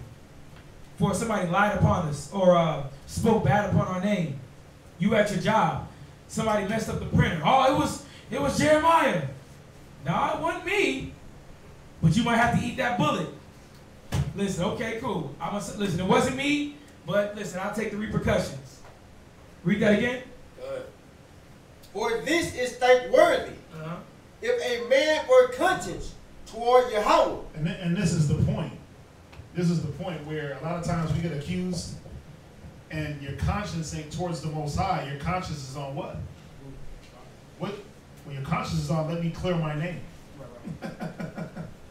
Your conscience is, I didn't do it, so I got to stand up for myself. Right?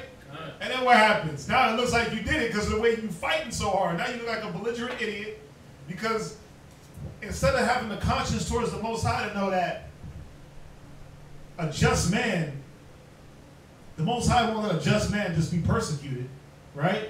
He won't let you be forsaken.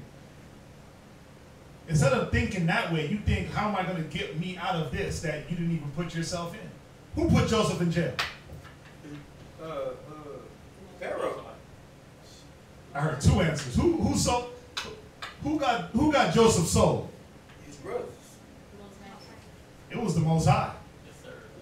It was no, I know. Yeah, we all saying the same thing. Yeah. We know it was his brothers, but my point is this: the Most High put him in a situation. The Most High put him in a situation, and only the Most High can get him out. So what was the point of Joseph going off and I didn't do it and da-da-da? What was the whole purpose? What was the point? He suffered wrongfully. He was like, man, okay, y'all got me. His conscience was towards the Most High, God. It wasn't on, let me get myself out of trouble, let me clear my name, I'm innocent, I'm this, I'm that. It was just, hey, I'm dealing with the Most High here. So I know what's gonna happen. He knew it was gonna happen. Watch, where we at? Are we done? Are you done? Give me Psalms 119 and 86. Psalms chapter 119 and verse 86, because this is what has to be in our mind, just like Joseph. Because there's going to be individuals that's going to come to you with a wrongful accusation against you. But the Bible is preparing us, preparing our mind, so that we can be like a Joseph, that we're not in here trying to, yeah. Go ahead. Read that. Psalm chapter 119, verse 86. Go ahead. All thy commandments are faithful. Right. They persecute me wrongfully. Yeah, this is David saying, listen, all thy commandments is faithful. Because I don't trust in the world. I don't trust in the wicked. I don't trust in what they think. But they do what? Persecute me wrongfully. Yeah, they persecute me wrongfully. Because we are going to get persecuted in this earth. If Christ was persecuted, if the disciples was persecuted, if the prophets was persecuted, best believe, you read this Bible and believe in it, you're going to be persecuted. But this is the comfort in the scriptures, because we're understanding that our brothers, our big sisters in this Bible, they went through the same thing. Because they had this. Read that again. All thy commandments are faithful. They persecute me wrongfully. Read. Help thou me. And the only person that can help you is the Most High. And that's what was going on with Joseph. And we're going to get into it, but Joseph continued to have faith in the Most High. His faith never wavered. It didn't matter what his situation was. Now, dang, my brother threw me in jail or sold me. This woman's adultery. Now I'm about to get thrown in prison. His faith didn't wave, no matter what the incident was. Go to 1 Peter chapter 3 and verse 14. 1 Peter 3 and 14. Just on this point, that we're trying to, the point that we're trying to hammer home where the mind should be and what Joseph was going through. See, a lot of us don't think like this when we catching that hell and we going through it. We like, ah. Even if we know that, damn, what? Like you trying to rally your brain with why am I going through this, and you know, like, damn, I didn't do anything to really go through what I'm going through. You got to suffer wrongfully, right? But check this out. 1 Peter 3 and verse 14. Read that. 1 Peter chapter 3 and verse 14. Go ahead. But if ye suffer for righteousness' sake. Because that's what Joseph did, right? He suffered because he didn't commit adultery, basically. He suffered because he didn't sleep with that woman. Read on. Happy are ye. Happy are what? Happy are ye. Read. And be not afraid of their terror. And be not afraid of what the revenge or whatever they're going to try to bring towards you. Go ahead. Neither be troubled. Read on. But sanctify the Most High Yahweh in your heart. But do what? Sanctify. But sanctify the Most High Yahweh in your heart. Yeah, put your conscience towards God. Read on. And be ready always to give an answer to every man. Go ahead. That asketh you a reason of the hope. Yeah, because when you catching hell and you getting beat down and tormented in this world, and a man comes up to you like, damn, how come you're so strong? When everything around you is crumbling and people can see it, when you are able to still walk with integrity and keep your head up high, and the man comes to you like, damn, man, what's keeping you so strong? Yeah. It says what? Be ready always to give an answer to every man. Read. That asketh you a reason of the hope that is in you with meekness. Read. And fear. Read on. Having a good conscience. Having what? A good conscience. Read. That whereas they speak evil of you. That's what's happening. That's what happened to Joseph. They spake evil of him. They spake evil of him, right? They persecuted him wrongfully. Go ahead. As of evildoers. Because they were evildoers, and this is the key. This is the key that she was the Pharaoh. What's his name? Potiphar's wife was an evildoer. She was an evil chick, man. She was evil in her doings because this dude didn't want to sleep with her. Now what does she do? She falsifies documents, right? Right. Read. False report. False report, right? False flagging. False rape. Go ahead. They may be ashamed that falsely accuse your good conversation in Yahushua. Go ahead. For it is better if the will of Yahweh be so. And this is the thing. We don't always see. When you're catching it and you're going through whatever it is the Most High is bringing you through, we have to always realize that that's His will. You're going through what you're going through because He wants you to go through it. That's His will. We don't understand the will of the Most High a lot of the times, and what do? We try to break free. We try to get out of it. We want to cry about it, right? But it said it is better if the will of God be so, go ahead, that ye suffer for well-doing. Because at the end of it, you're suffering for doing the right thing. Read on. Then for evil-doing. Yeah, so put that in your mind where I want to do things the way I want to do it. And you suffer anyway. Why not just do the things that the Most High wants us to do? And if you suffer, at least you're suffering for a good cause. At least you're suffering for righteousness' sake. Right? And you'll get the reward for that. When you suffer for evil, you're going to catch the hell here and later on in life. Jump back. Jump back to Genesis, right? Or where do you want to go? No, go back to Genesis. Genesis chapter, finish that off. Genesis chapter 39 and verse 20. And Joseph's master took him and put him into the prison, a place where the king's prisoners were bound. And he was there in the prison. Right. So with that, I'm going to go back to the Josephus just to show you what mind frame. Wait. We skipped a part. Okay. Did we read verse 21? I just read 20. Oh, you just read verse 12. Okay. Oh, okay. No, I didn't know if we skipped verse 21. What we got? Where we at?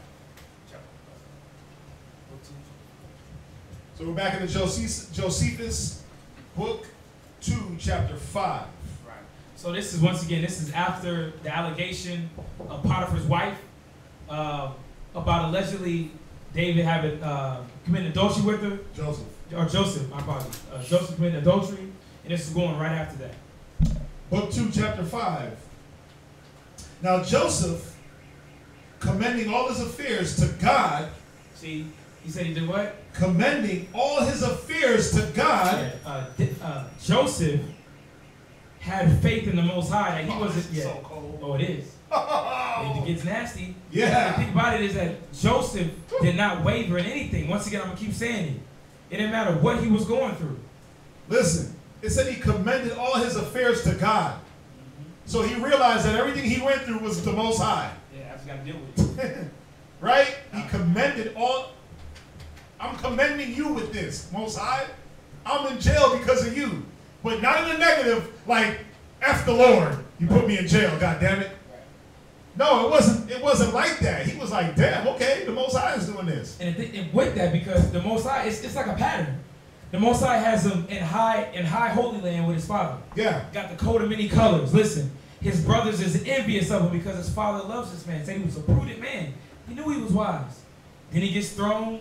His brothers try to kill him. Put him in captivity. Then what happens? He gets right back up. Right back in the Potiphar's house. Got the gold, got the riches, got everything out of one. Well, now I got to go through something else. Okay, well, see, but Joseph already knew that the Most High was always with him, man. The Most High was with him. He would never forsake him. Now Joseph, commending all his affairs to God, did not betake himself to make his defense. Yeah. So he suffered wrongfully. He didn't sit there like, no, I'm innocent, I'm innocent, I'm innocent. Let's prove it. Get the DNA test, right? He didn't do all that. He knew it was the Most High. Nor to give an account of the exact circumstances of the fact, but silently underwent the bonds and the distress he was in. So he had to eat that. Oh my God. Yeah, he ate it. That's like, with any situation that you think when you're getting dealt wrongly, listen, just take it. Why? Because the Most High is trying to see what you're going to do. How you going to react? You going to snap? Don't be talking to me like that. You're just going to be like, okay, come on. Roger that. I hear you. On to the next. Yeah. Because everything is coming from the Most High. And Joseph knows that. Joseph is a spiritual individual. As we should be. We should understand that the things that we go through in our lives, if it's an up or if it's a downer, the Most High is putting that on us. It's like I said, if we are base or we are bound. I was just thinking that. So Yeah. we got to get that. That was right in my brain like 30 seconds ago. Let's get that. Find it. I'll read on. Okay?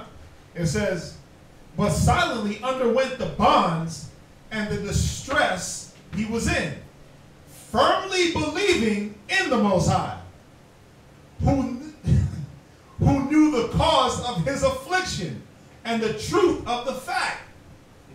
Y'all see this? Would be more powerful. Damn. Firmly believing in, I read it wrong. Firmly believing in that God, who knew the cause of his affliction and the truth of the fact, would be more powerful than those that inflicted the punishments upon him. A proof of whose providence he quickly received. Wow. For the keeper of the prison, you want me to read on? No. So y'all are understanding this, right? Where we at? You go to Philippians chapter 4, verse 11. Philippians chapter 4 and verse 11. Yeah, man, because we're understanding that Joseph wasn't scared, man.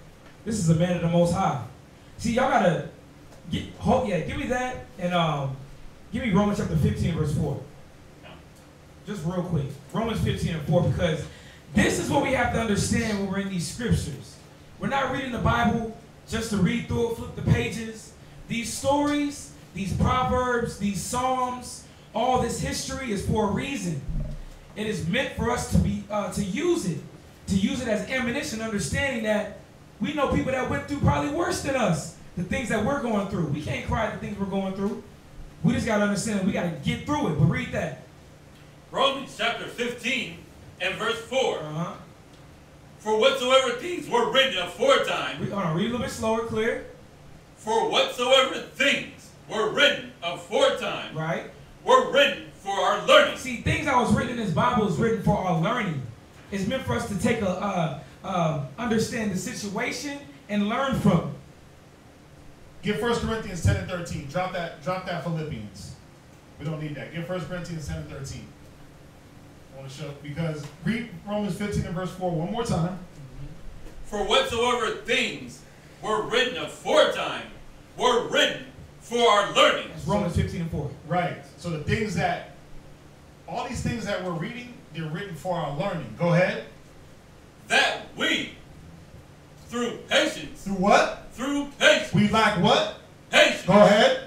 And comfort. And what? And comfort. Read. Of the scriptures. Read. Might have hope. Right. See, these things are written for, let me ask y'all a question. Who in here is going through some things? Right. Good. Every day. We all going through something. I don't care what it is. You might not think it's something, but it's something. So it says, read it one more time. Whatsoever things that were written aforetime were written. What were written in the past. Aforetimes means the past. Go ahead. Were written for our learning. Read. That through patience. Through patience, right? Through sitting back, being patient, reading it, taking the patience and the time to read. Go ahead. And comfort. Read. Of the scriptures. Go ahead. Might have hope. This is where your hope is. This is where the hope is. But why do you think a lot of y'all, when you go through problems, you don't have the hope that you need to get you through? Because you don't take the time to read.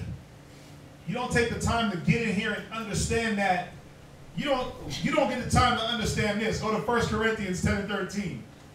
Real quick, what were you going to say? No, it's like your other scripture. You ain't seeking that wisdom, man. You're not. You're not seeking that knowledge. You're not seeking what can help you. You seeking Dr. Phil. Ugh. You seeking MTV, BET. You seeking Cardi B with her new track. I hate you. You seeking that. Yeah, you letting that soothe you? Yes. Yeah. But this book right here. This is the real comfort. Come on. But see, you forget this. Read 1 Corinthians 10 and 13. 1 Corinthians chapter 10 and verse 13. Uh-huh. There had no temptation taking you, but such as is common to man. See, you forget. If you got in the book and read, you will see that the things that you're going through presently, someone already went through. Someone already went through the things that you're going through. I don't care what it is. Lost a kid, lost a job, girl mad at you, right? Lost a house, lost a wife, lost a car. There's a lot of losing in the Bible. A lot of stories of it. But see, the patience and the comfort of the scriptures, that was what's supposed to bring you the hope. But the problem is, going back, where are you setting your affections? You trying to you trying to get hope through the job? Because that ain't going to bring you hope and comfort. You trying to get hope from your woman? You get hope through Snapchat? You trying to, yeah, social media, that's going what you going to do? Look at everybody else's glorious life? Right. That's going to make you even more depressed. Where is the hope coming from? Read on. But Yahweh is faithful. But who? Yahweh is faithful. Go ahead. Who will not suffer you to be tempted above that ye are able. See, we got to remember that the things that you're going through, they're not uncommon. You ain't the first one. You're not the anomaly. You ain't special. Don't make yourself special, because you're not. You got an example somewhere in this book, somewhere in our history, it's in there, on how to deal with whatever problem you're dealing with. The Most High is faithful. Go ahead, read on. Check this out. Go ahead. But will, with the temptation, also make you a way to escape. See, through the things that you're going through, there's a way to escape. But you got to search it out. You got to look for it. It ain't just going to fall in your lap. That's the thing. The things that you go through, there's a way out. But you have to say, you know what, let me find that way out. Let me touch all the walls for the trap door, right? Let me get up out of here. Let me not just give up so easily. Let me not just give in. Let me be like Joseph and fight. But also, let me attribute what I'm going through, first and foremost, to the Most High. Because once I put it in my head that the Most High is the one that did it, then guess what I relinquish? No? What do I relinquish? I was going to say, because when Right. above and putting on the earthly things. Right. So we relinquish our own thinking that we can solve it or. What is the word I'm looking for? Starts with a C. Women love to do it. Control. What is it? Control. We relinquish control. We relinquish control back to the Most High. And understanding that, damn, he put me here. Only he can get me out. Same thing with Joseph. It said he gave all his affairs over to the Most High, knowing that it was the Most High that did it. So it wasn't like, damn, why did the Most High get me here? Now let me figure a way out. He was like, Most High got me here? Got to be a reason. Let me ride it out. What's up? I was thinking like when you were reading, and he didn't even try to go to bat and defend himself, and like, no, but this was happening, try to recall the whole event and Right. it out so he can put up an argument. He just like, hey, Most High. You know what I liked about him too? That was wisdom too. He was like, it made no sense. He's a Hebrew in a house of Egyptians. Listen, I'm not just go ahead and take this. Yeah. I gotta take it. Now, are we saying don't set up for yourself? No. No. But in certain situations that you have no control in, there is no defense at the end of the day. The only defense comes from the offense, and the defense is the Most High. At the end of the day. But I wish people would realize that and stop trying to take control of situations. The more you try to take control, the worse the situation gets. Yeah. And then guess what? Instead of going through whatever you was going through for a day or two, 4 or 5, 6 days, whatever, now shit's dragged on for months. Years. And you sitting back like, damn, God don't work. Yeah, you're right. He don't work because you continue to try to work for yourself. So why should he? How he gonna put his hand in if your big old fingers are in there? Trying to work it. Trying to stir the pot. You got your spoon in trying to dip. Most High is trying to dip and fix it when you keep messing it up. It don't work like that. Listen, y'all gotta read this. Oh my God. Man, y'all gotta read this, man, because it's crazy. But we say it all the time, man. You know, we gotta stop thinking we control things. And you know, the one thing we gotta realize too, that we've been talking about a lot, is that you can't make a person do something. I can't make y'all see this. I can't make y'all see that y'all ain't got control. You just gotta see it. Look at your situation. Step back, examine yourself, right? And look and see, like, damn, have I been ruining my own situation? Am I my own worst enemy? Some of us are. Because the thinking ain't there. It's like that dog. When I walk my dog constantly try to like pull. I'm like, nigga, you ain't finna get away from me. I'm finna keep snatching you back. You finna end up, listen. I'm in control. Right. Where we at? Could we? You want to jump back? Yeah. That was it on that. Yeah. Go back to Genesis. Y'all with us, right? Come. We ain't making it up, are we? Wow. Okay, come. Gotta ask that because. Genesis chapter 39 and verse 21. Go ahead. But the Lord was with Joseph. Read. And showed him mercy. He did what? Showed him mercy. Read. And gave him favor in the sight of the keeper of the prison. Why? Because Joseph knew who was in control. Joseph knew that there was nothing I can do for myself in any situation, good or bad. So the Most High said, look, I'm going to give you mercy. That meekness, that meek mind, that humility, Joseph had that. The Most High, he said let's get it. Watch. I'm sorry, I keep interjecting. No. Where you should have. Go to, you got it? Go to James. It's 4 and 6. Good. Oh yeah, that's perfect. We can hit that, then we can go right into that. You can hit that. Yeah, go to Proverbs. Hold on. Yep, Proverbs. James. James 4 and verse 6. Good.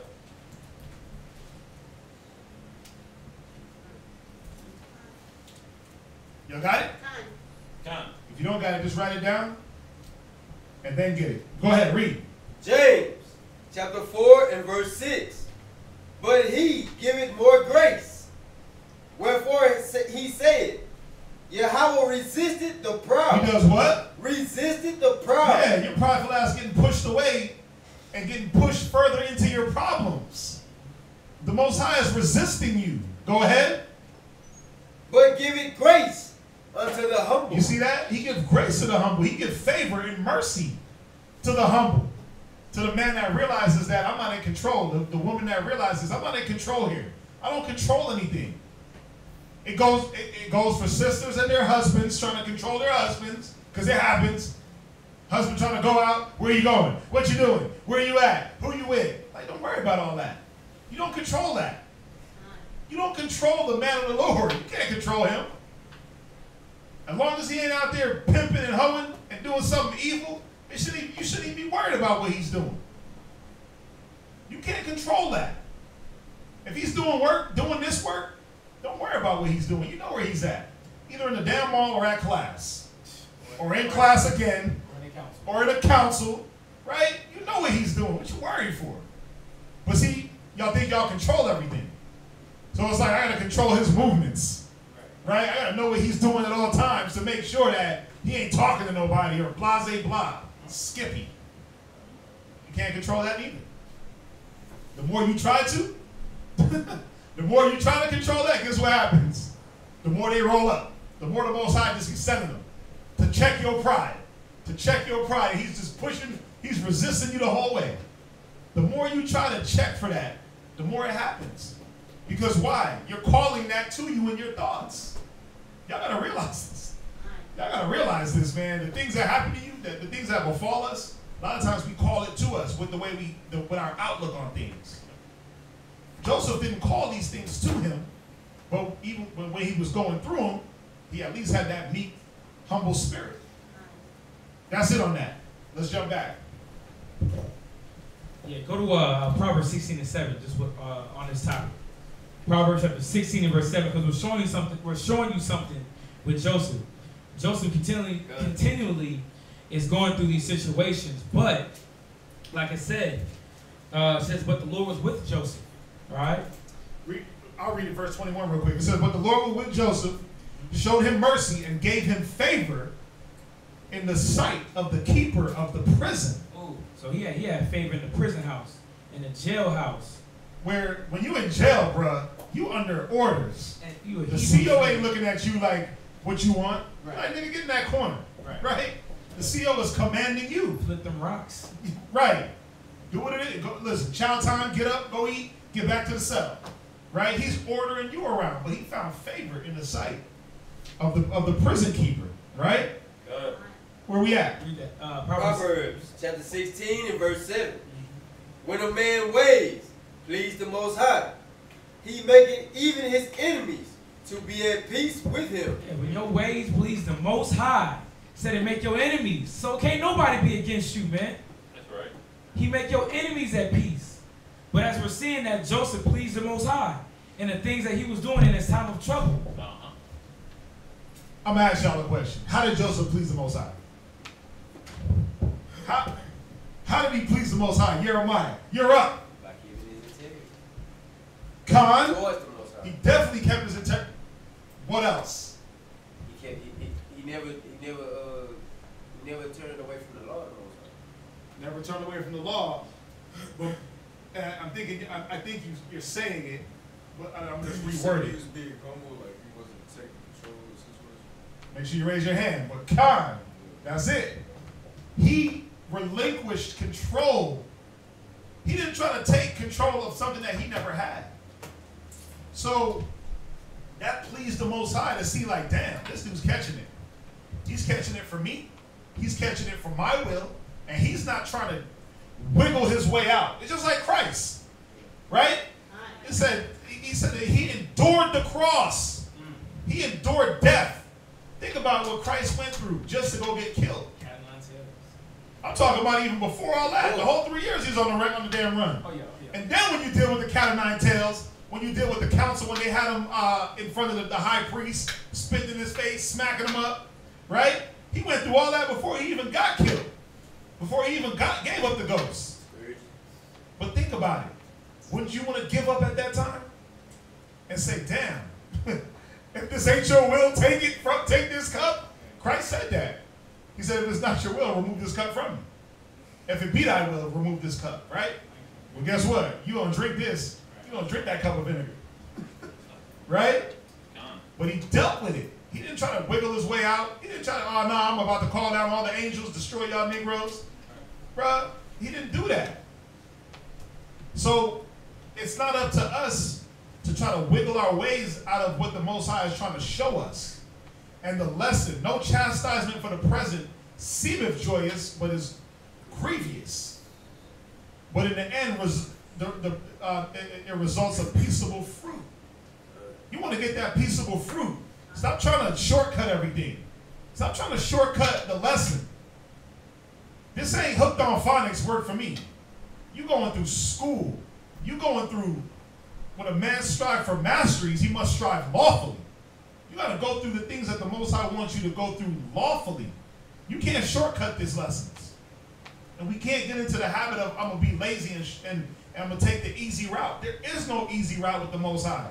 It's a straight and narrow. There ain't no, I'm gonna put out the fire myself and run over the coals, right? Or I'm gonna swim through the water. There ain't that. You gotta walk that straight, narrow path. Or else you're not gonna get the end result that's needed. Why do you think there won't be no growth with a lot of us? Why do you think we don't grow spiritually? Because you're so used to dodging. Thank you. Say it. Dodging. You're so used to dodging the chastisement. But that's why it says the trial of your faith being more precious than gold. The trial of your faith, you have to go through it. You have to let it get tried. You have to let that gold get burnt and let that filth come off of it so that we can see what you are. You have to go through it when the Most High wants you to. Don't try to shortcut, get out of it. I don't feel like it. I don't need to. I don't have to. I don't want to. Because it's going to be even worse. You're going to go through it longer and harder. Right? Yes, sir. It says, Proverbs 15:10 says, correction is grievous to him that forsaketh the way. Don't let the things you go to become grievous because you don't like it. No one likes it. It don't feel good. But what is the end result? Abadiah. Because the scripture is saying that the Most High was with Joseph, and if he was ducking and dodging and moving around and trying to escape and not go through anything, then he wouldn't be conscious that the Most High was controlling the good and the bad, and he was actually going through. Therefore, the Most High wouldn't have been with him. He had that spirit on him. Absolutely right. Absolutely right. But what was Joseph doing? He was circumspect. He wasn't walking around like a fool, like, I don't know why I'm catching this. I don't know what's going on. Dum-da-dum-da-da. Right. He was like, damn, it's got to be the Most High. Let me actually evaluate what's going on. I ain't did nothing, right? I'm a kid. I didn't do nothing off. I didn't even sleep with the chick. So I know the Most High is going to be my justification. Cleave to him and he will cleave to you. But a lot of y'all don't be wanting to cleave. Y'all like, man, yeah, I'll stand next to you. But I ain't going to cleave. The Most High wants you to hug him up and cleave. A lot of us is like, yeah, I'm going to get that nigga at arm's distance because I don't know about that faith thing. I don't know about that Most High thing, right? I don't know about that long-suffering and patience thing. I know I can go fix my problems, though, if I put in some OT. Get my light bill fixed, right? If I work extra OT, or if I go sell my buns down the street, or if I go flip that rock, but that faith thing, I ain't ready for that yet. It's a little bit, that ain't in my spirit, right? Cling to the Most High, cleave to the Most High, and he will cleave to you. Don't give the Most High the cold shoulder arms distance. You don't want that. Let's jump back. To Genesis? Yes, sir. Yeah. Damn, it's 9:13. Genesis chapter 39 and verse 22. And the keeper of the prison committed to Joseph's hand all in the prison. Right, but I'm going to show you why he did that, though. What was Joseph doing for the prison guard, or the, what do you call him, the jailer? Why? CO? Yeah, the CO. Why he gave Joseph those privileges. It was something that Joseph had to be shown. You want me to do 61? I started here. It says, I started, more powerful than those.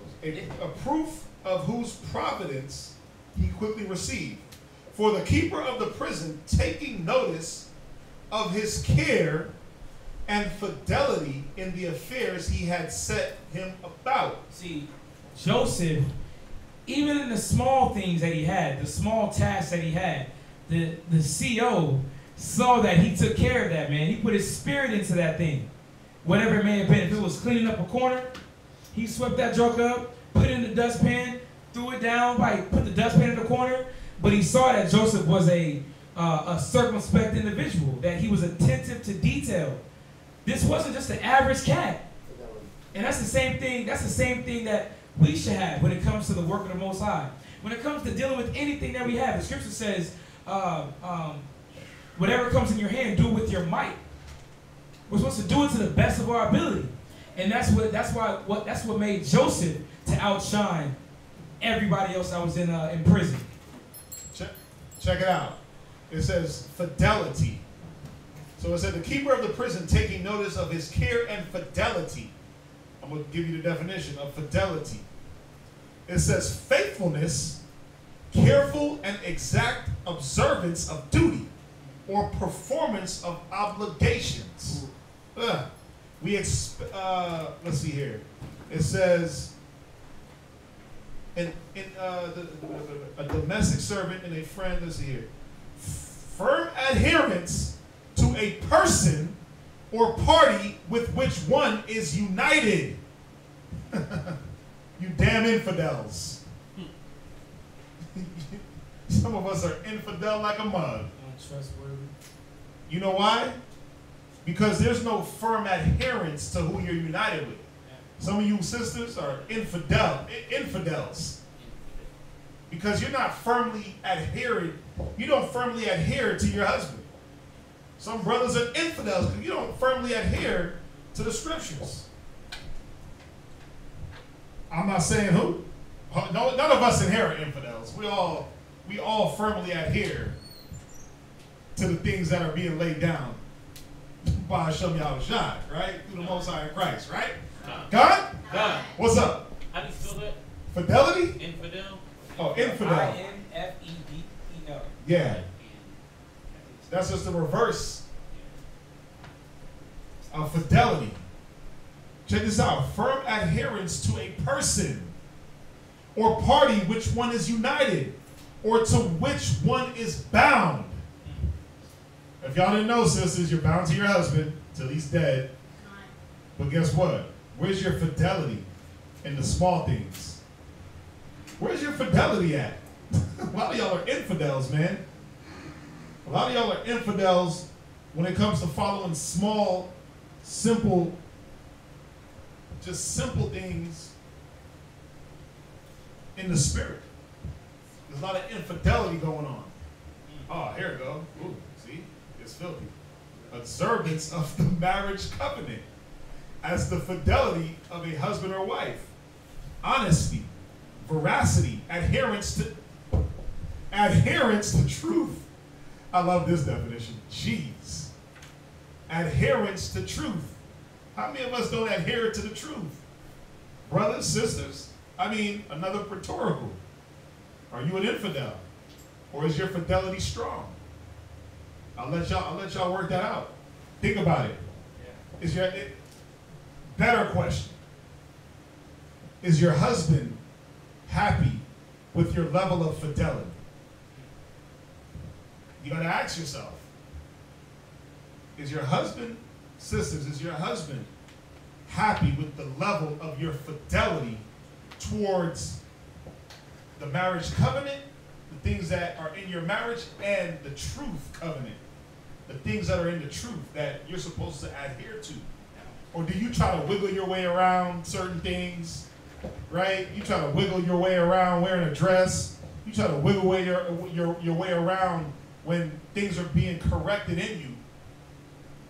I'm gonna do it in front of you, but then when you're gone, I'm gonna act like a beast. Right? Fidelity, where's your level of fidelity? Some sisters have it in front of their husbands. Right? They be all nice and humble and meek. As soon as he ain't looking, they just talking any old way, dressing any old way, acting any old way. Even when he is looking sometimes. Because you get too comfortable. But where's your level of fidelity? Ask yourself. And is your husband happy? Brothers, is the Most High happy with your level of fidelity when it comes to the truth and what it is? And your adherence to such. Ask yourself, examine yourself whether you be in the faith. Where we at? I'm going to read on. I'm going to let y'all think about these rhetorical questions. And we're showing that Joseph had fidelity. Joseph had fidelity in everything that he was doing. If it was in the Potiphar's house, if it was in the jail, yep. He didn't switch, man. He wasn't an infidel. Joseph was an A1 individual in the Most High's eyes. That's why the Most High kept putting him up. Oh, wow. And as we see, we're going to continue seeing how Joseph is prospering, man. Give me Romans 8:31, just real quick. Romans 8:31. The scriptures talk about that infidel. Romans chapter 8 and verse 31. Because Joseph was standing firm in his duty. He was standing firm in his being bound to Yahweh by Shem Yahushai in this law and how to deal and how to think. And that's why these instances show him the way that he was dealing. But read that. Romans chapter 8 and verse 31. What shall we then say to these things? Where you at? Romans chapter 8 and verse 31. Read that. What shall we then say to these things? If God be with us, before us, who can be against us? Right, man. If God with us, if we with the Most High, who gonna be against us? Because listen, he is in prison. He about to put him over everything in the prison just because how he made his bed. Think about it. What are we doing? To where Cass is like, dang, this brother really wiped that counter off on 10. Do we have that same type of love? Do we have that same type of drive? Because we got the spirit of the Most High upon us. Y'all got to understand this. We got the spirit of the Most High, so we're different from everybody else.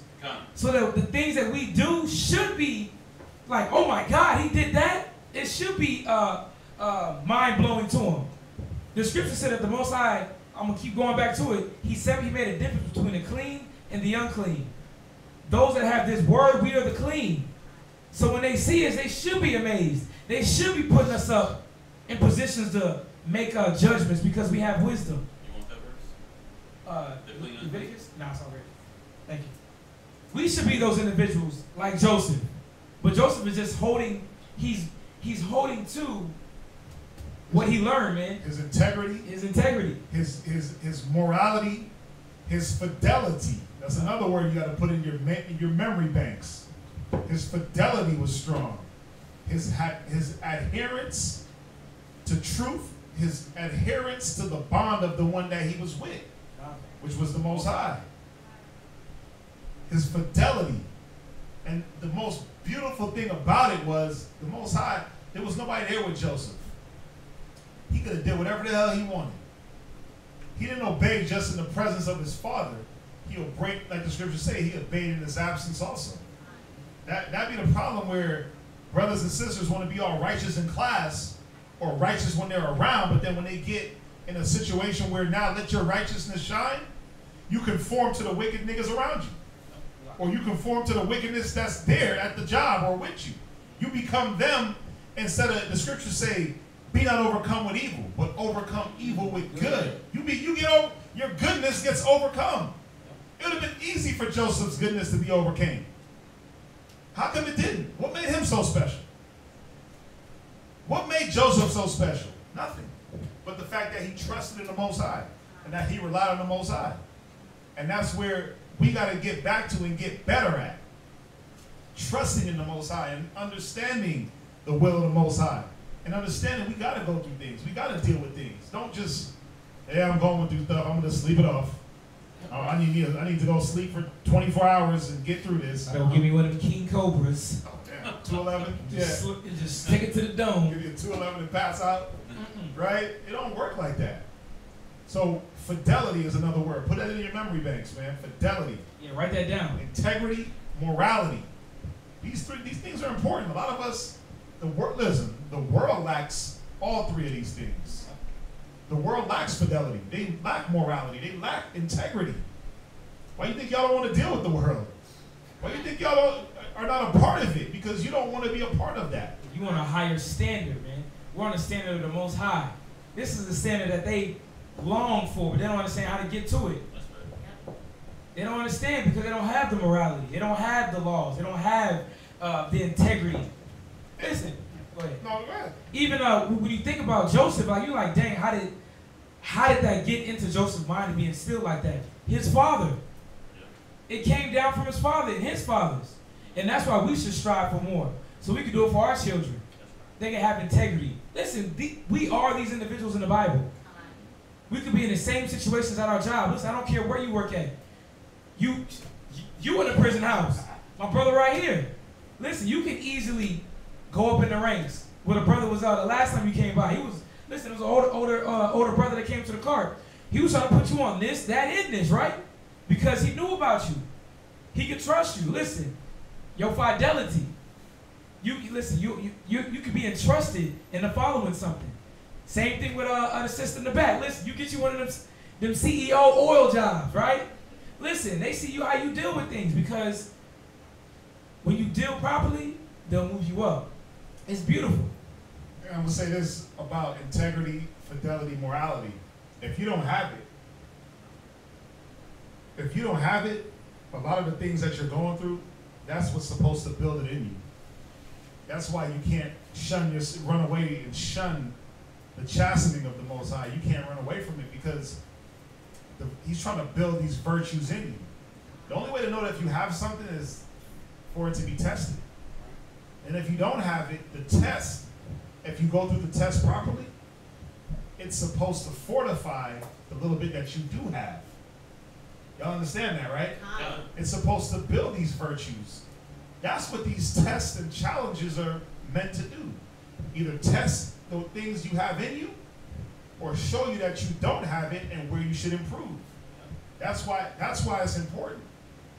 But it's about being conscious enough to know, again, yourself. We gotta stop lying to ourselves. Examine yourself whether you be in the faith. Examine yourself what caliber of man or woman you are. Do you have virtues? Do you have morality, integrity, fidelity? And how strong is it towards the Most High? How strong is it towards your family, towards your husband, towards your wife, towards the body? Where is it at? What level are you on? Because everything you're going through is just trying to level you up and make you better and strengthen these things. Con? Where we at? We got 30 minutes, baby. Go ahead and go back to Loving it. Genesis 39 and verse 22. Genesis chapter 39 and verse 22. And the keeper of the prison committed to Joseph's hands all the prisoners that were in the prison. Gave him all the prisoners. Because he had what? Integrity. Fidelity. No, I didn't say. Integrity. Yeah. Oh, morality. Morality. Yeah. He could trust Joseph. And think about it. This is a Hebrew man in Egypt. You gotta understand that. This is a slave. Read. And whatsoever they did there, he was the doer of it. Right, so he ordered things around. He ordered things in Potiphar's house. He ordered things at his house, Potiphar's house. Now he's in a prison ordering things around. Everywhere he goes, he's ordering things. Keep reading. Verse 23. The keeper of the prison looked not to anything that was under his hand. Right. So listen, he didn't even have to go back and check Joseph. Because he knew Joseph was on point. I'm going to show you something. Give me But how many of us, when we do something, somebody got to come behind us and make sure we did it? double check. You got to double check, triple check, because the level of fidelity ain't there. The level of integrity ain't there where it's like, I got to walk behind you and make sure that you did, first of all, what you should be doing or what you're told. Like, it don't make sense. We all grown adults. We all grown here. Why does the Most High have to spank you to get you to do what you're supposed to do? Because that's what it really is. He coming behind you like, wake up, get it together. Don't do that. Don't do this. Do that. Why does the Most High got to triple check your work? You shouldn't have to. You should just be like, this is for the Most High. Let me do it. Yeah, read that verse 23 again, please. The keeper of the prison looked not to anything that was under his hand, because the Lord was with him, and that which he did, the Lord made it to prosper. Yeah, the Lord made everything prosper. Give me Psalms 92 and 12. Psalm chapter 92 and verse 12. This is a righteous individual right here. Everything prospered because he was abiding in the love of the Most High. He abided in what pleased the Most High. You got that? Done. Psalm chapter 92 verse 12. Uh-huh. The righteous shall flourish like the palm tree. Yeah, the righteous is what flourish, man. See all the palm trees pop up? It's like the righteous, man. They're going to continue to grow.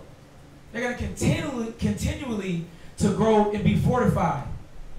Because they're sticking, they have fidelity to this word. They have fidelity to the Creator. They're sticking to their guns. It's beautiful. Read. He shall grow like a cedar in Lebanon. Yeah, he's going to be continually to grow. Continually. And that's what's going on with Joseph. It don't matter how high, low, Joseph's still growing. He is running all things in prison. Think about it. You done got thrown into prison, now you running it. Like Prison Break. Them cats want to run it, but Joseph is running it. He can make decisions and people don't even second guess what he's doing. Think about it. They don't even check it. Right, you over there at what's the donut spot? Glaze? Glaze. You out there at Glaze, listen. You can open it, close it. We ain't got to listen. I ain't got to double check the money. I know you good. I ain't got to double check it. I know she's on point. But that's the set. Why? Because Joseph had the spirit of the Most High on him. It was a righteous spirit. It wasn't nothing devilish. It wasn't nothing deceiving. This is the spirit that he was rolling in. Continue to read in Genesis. Verse 13. Those that be planted in the house of the Lord. You can drop that. Genesis. Go back to Genesis 40. Genesis 40, because we're just showing that Joseph is prospering in prison now. God. Yeah, come on. Think about how you prosper in jail, man. Right. Without being corrupt, without being a faggot, without selling drugs. Think about the dudes that prosper in jail now. Think about it. Right. They got to be beating people up, killing them. What's up, Jeremiah? It goes to show you, even before the law was given to us by Moses, that the promises that the Most High had, we always had. You know what I'm saying? Yeah. We say he'll sit you on high above all nations. Yeah. He set him on high above everybody. Even though he wasn't in the nation where he was from, the Most High still rose him up. Because just on that point, go to Deuteronomy. Just on that point, go to Deuteronomy.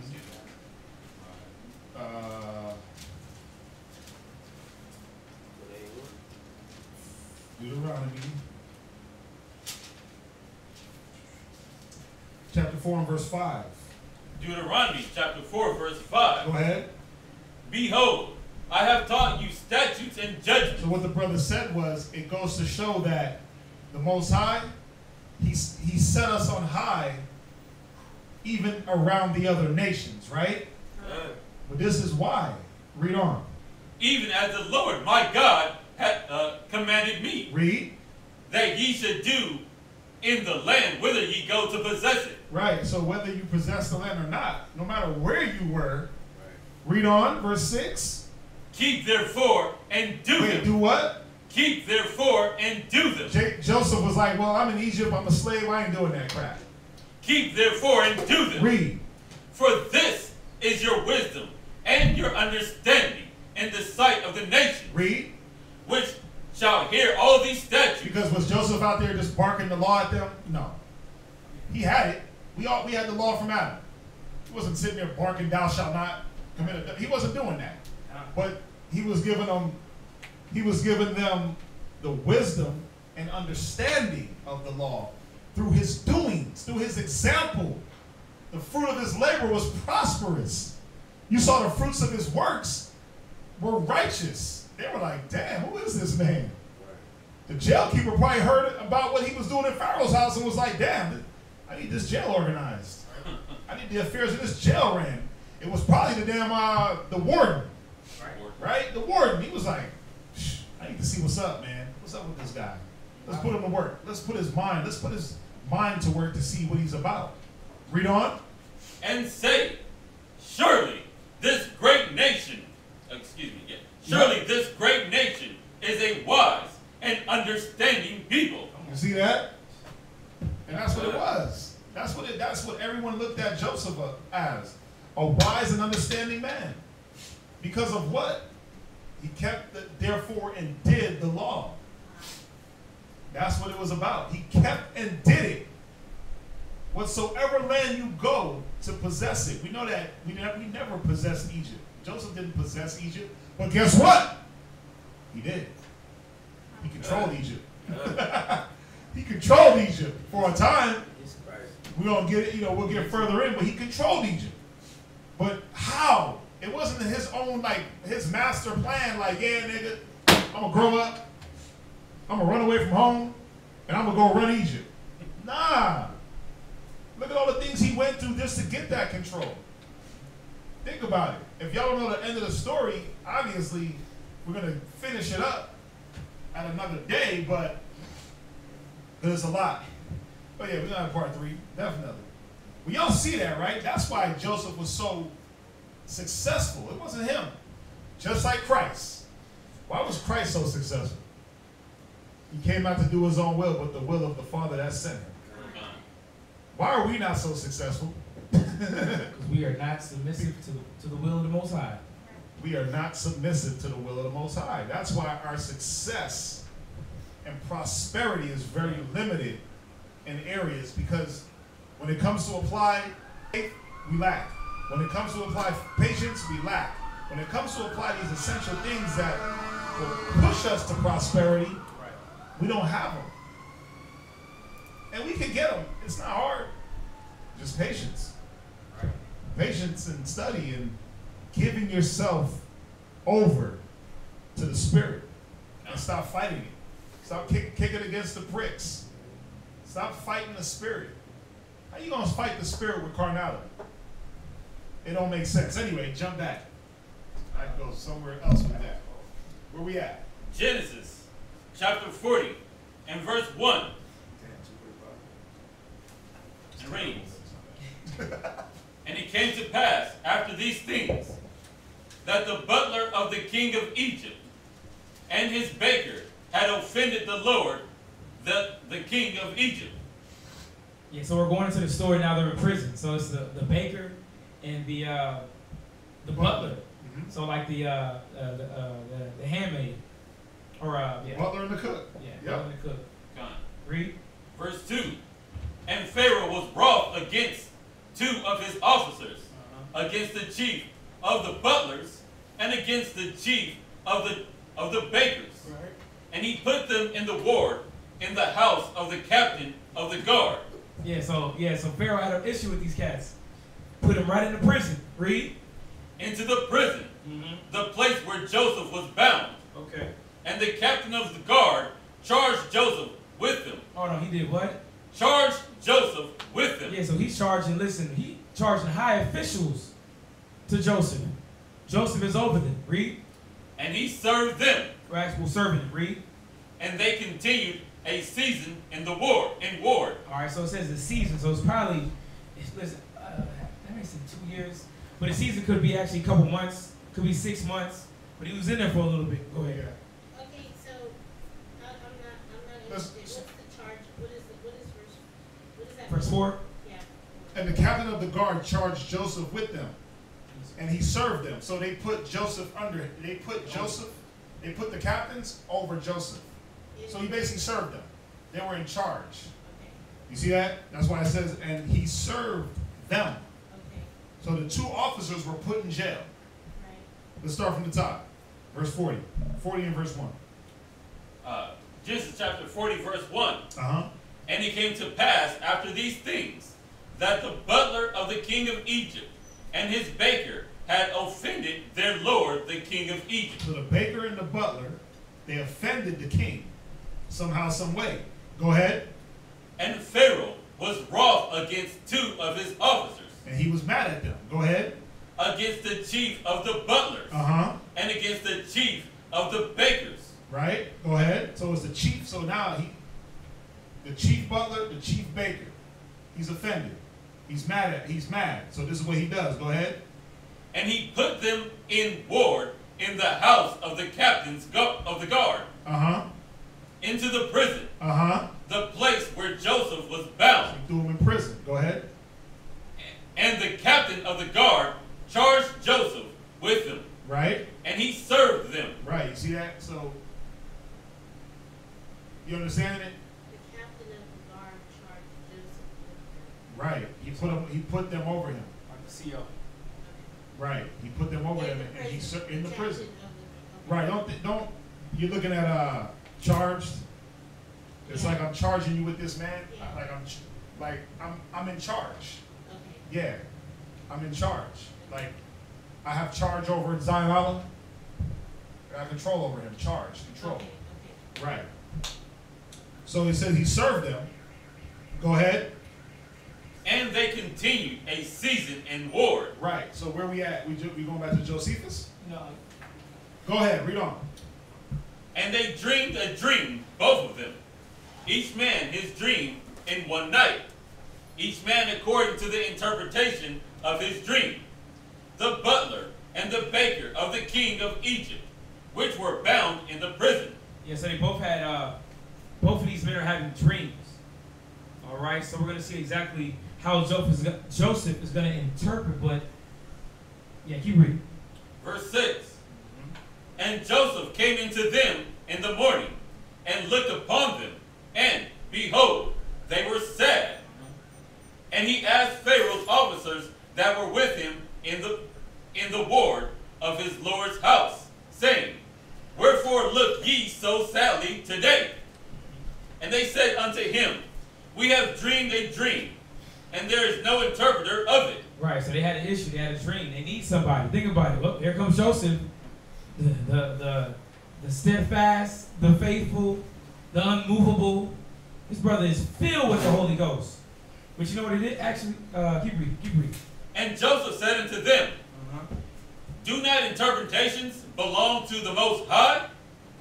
Tell me them, I pray you. And the chief butler told his dream to Joseph, and said to him, In my dream, behold, a vine was before me. So we're understanding what's going on right here, right? The two men, the butler and the baker, tossed in the prison with Joseph, and they both had dreams. Both of them had two dreams in the same night, but there was no one to interpret their dreams. So Joseph was like, well, tell me the dream, right? So they start breaking down the dream to him. Go ahead. And in the vine were 3 branches, and it was as though it budded, and her blossoms shot forth, and the clusters thereof brought forth ripe grapes. And Pharaoh's cup was in my hand, and I took the grapes and pressed them into Pharaoh's cup, and I gave the cup into Pharaoh's hand. And Joseph said unto him, This is the interpretation of it. The 3 branches are 3 days. Yet within 3 days shall Pharaoh lift up thine head, and restore thee into thy place, and thou shalt deliver Pharaoh's cup into his hand. Right, so he's saying that, listen, you're going to get up out of prison, you're going to go back and do your job, and you're going to serve Pharaoh. All right, so this is for the first dream. So Any confusions? Yeah, I don't get so the cup, so when he did the grapes in the cup, that was representative of them going back to Pharaoh to serve him? Not them, just him. It's just one man's One drink. man's drink. Yeah, this is the This is the yes, the butler. The butler's drink. yeah. So the butler is showing that he's serving Pharaoh again with Okay. the cluster of grapes. So it's signifying him serving Pharaoh again. When he squeezed the grapes into the cup, Right. showing that he was back serving. We clear? Go ahead. After the former manner, Where you at? You good? Okay. Genesis chapter 40, verse 13, last precept. After the former manner, when thou was his butler, but think on me when it shall be well with thee, and show kindness, I pray thee, unto me. See, this is Joseph. Joseph already knows that. Listen, you're gonna be good. You're going back into the palace. But he's like, listen, remember me. Remember what I just told you. I just told you about to get out of prison. So remember me when you get back up in there. Read. And make mention of me unto Pharaoh, and bring me out of this house. I need help. Come get me. Read. For indeed I was stolen away out of the land of the Hebrews. Yes. Uh-huh. No, go ahead. And here also have I done nothing that they should put me into the dungeon. Right. So he had a little venting session. Yeah. You know, hey. He's like, listen, I didn't do nothing. They threw me down here. Just remember that I interpreted your dream. Yep. When you get back up there, at least put a good word in for the boy. Yeah. You gotta think about it. When you go back into, even whenever you deal with, Egypt, there's a lot of mystical type things. You got your soothsayers, you got your magicians. So Joseph wasn't a dumb man. He's like, listen, remember me. Read. Verse 16. When the chief baker saw that the interpretation was good, he said unto Joseph, I also in my dream, and behold, I also was in my dream, and behold, I had 3 white baskets on my head. So here's the baker's dream, right? Go ahead. Yeah, so the baker's dream, he's like, listen, you told that dream, he's getting up out of here, but listen, I need one. Help me, please. Interpret my dream. Yeah, interpret it. Read. And in the uppermost basket there was of all manner of baked meats for Pharaoh. And the bird did eat them out of the basket upon my head. All right, so he got a basket on top of his head with meats in it. Now the birds are coming down to eat the meat in his basket. But he said it was, the meats were for Pharaoh. Think about it. These meats on his head was for Pharaoh, but now the birds were eating it. All right, read. Verse 18. And Joseph answered and said, this is the interpretation thereof. The 3 baskets are 3 days. 3 days.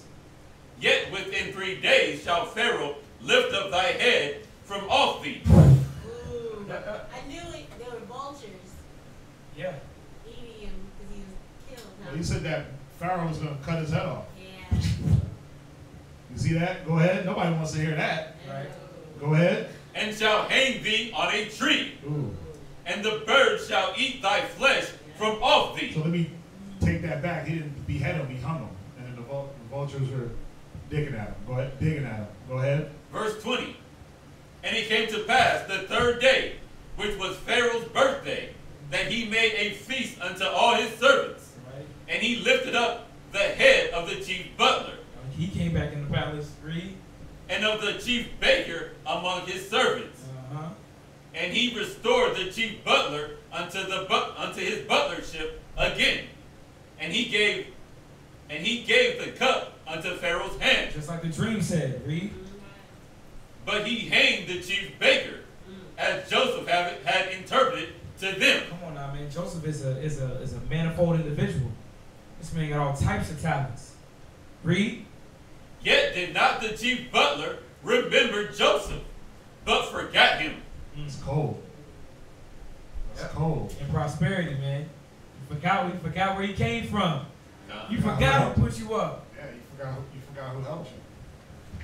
Read. So we in chapter 41 now, right? Uh, So y'all understand that, the dreams, right? Go ahead. Genesis chapter 41 and verse 1.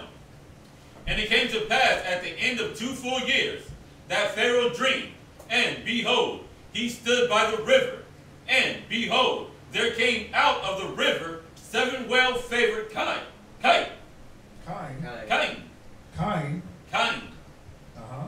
And fattened flesh, fat-fleshed, that they fed in a meadow. Cattle. Kine is cattle. Oh. Deer. Yeah, kine. Cows. Yeah, go ahead. Verse 3. And behold, 7 other kine came up after them out of the river, ill-favored and lean-fleshed, and stood by the other kine upon the bank of the river. And the ill-favored and lean-fleshed kine did eat up the 7 well-favored and fat kine. So Pharaoh woke, and he slept and dreamed the second time.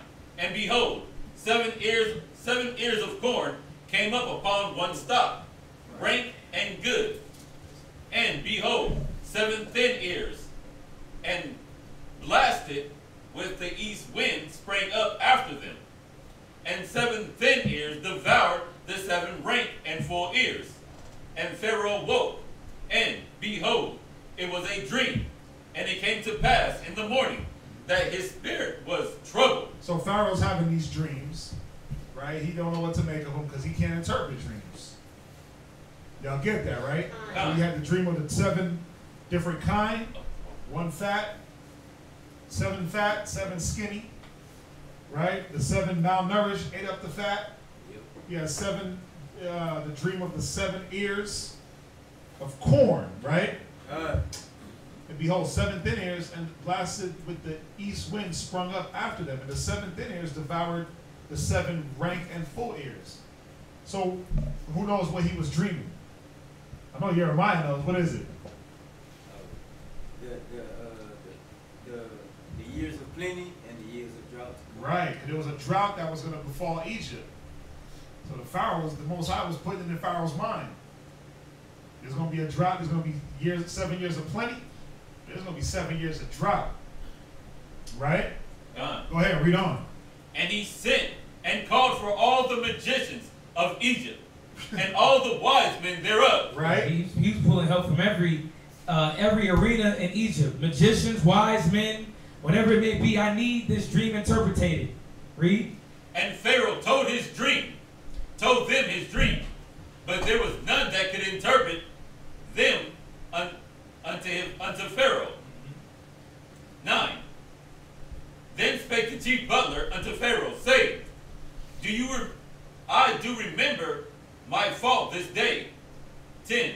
Pharaoh was wroth with his servant, and put me in ward in the captain of the guard's house, both me and the chief baker. Right, so he's coming to memory. He's remembering Joseph. He's like, dang, I remember somebody I was down there in jail with. You threw me out there in jail. I ran into this individual. Read. And we dreamed a dream in one night. I and he, we dreamed each man according to the interpretation of his dream. Right. And there was there with us a young man, an Hebrew, servant of the captain of the guard. And we told him, and he interpreted to us our dreams. To each man according to his dream did he interpret. And it came to pass, as he interpreted to us, so it was. He restored unto my office, and him he hanged. 14. Then Pharaoh sent and called Joseph. Yeah, so hold that. I'm going to read this last little in Josephus. It's probably ended. And we'll save the rest for next class. 952? Yeah, a little bit. It's going to be Josephus, book 2, chapter 5, section 4. But God freed Joseph from his confinement after he had endured his bonds 2 years. So we understand that the Most High set this up. The Most High allowed Joseph to be in prison for 2 years. He allowed the thought of the butler of Joseph to enter into his brain so he could tell Pharaoh. It says God freed Joseph. We got to understand that. Things that we go through, it ain't about what we can do. It's about how we deal with it. Because the Most High is in control of everything, man. It's beautiful. But this is what it says. It says, who did not remember what he said to him formerly, and God contrived this method. You skipped the part. It says, but God freed Joseph from his confinement after he had endured his bounds 2 years. And he had received no assistance from the cupbearer. Right. He didn't remember him. Who did not remember what he had said to him formerly. Where he said, don't forget me. Right? Remember me. Formerly. And God contrived this method of deliverance for him. It said, so basically God conjured up this method of deliverance. It was the Most High. Go ahead. Oh yeah. Continue reading. Actually, I'll pick up here, Mike. Pick up. Where we at? 15. Go to 14. I'll read it. We're in Genesis chapter 14 and verse 41 and verse 14. I'll read. No, I'll read. Then Pharaoh sent and called Joseph, and they brought him hastily out of the dungeon. And he saved himself and changed his raiment and came in unto Pharaoh. And Pharaoh said unto Joseph, I have dreamed a dream, and there is none that can interpret it. And I have heard say of thee that thou canst understand a dream to interpret it.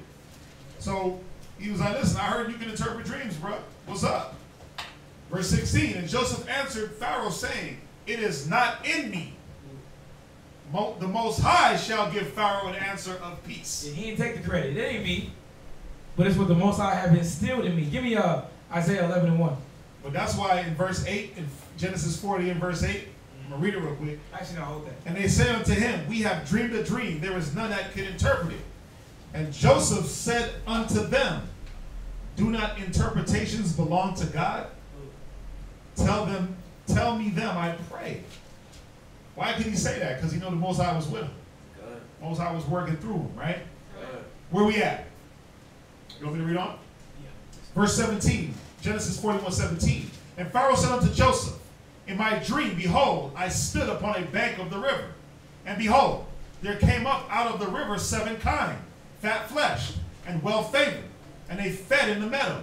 And behold, 7 other kine came up after them, poor and very ill, favored and lean-fleshed, such as I never saw in all the land of Egypt for badness. And the lean and the ill-favored kind did eat up the first 7 fat kine.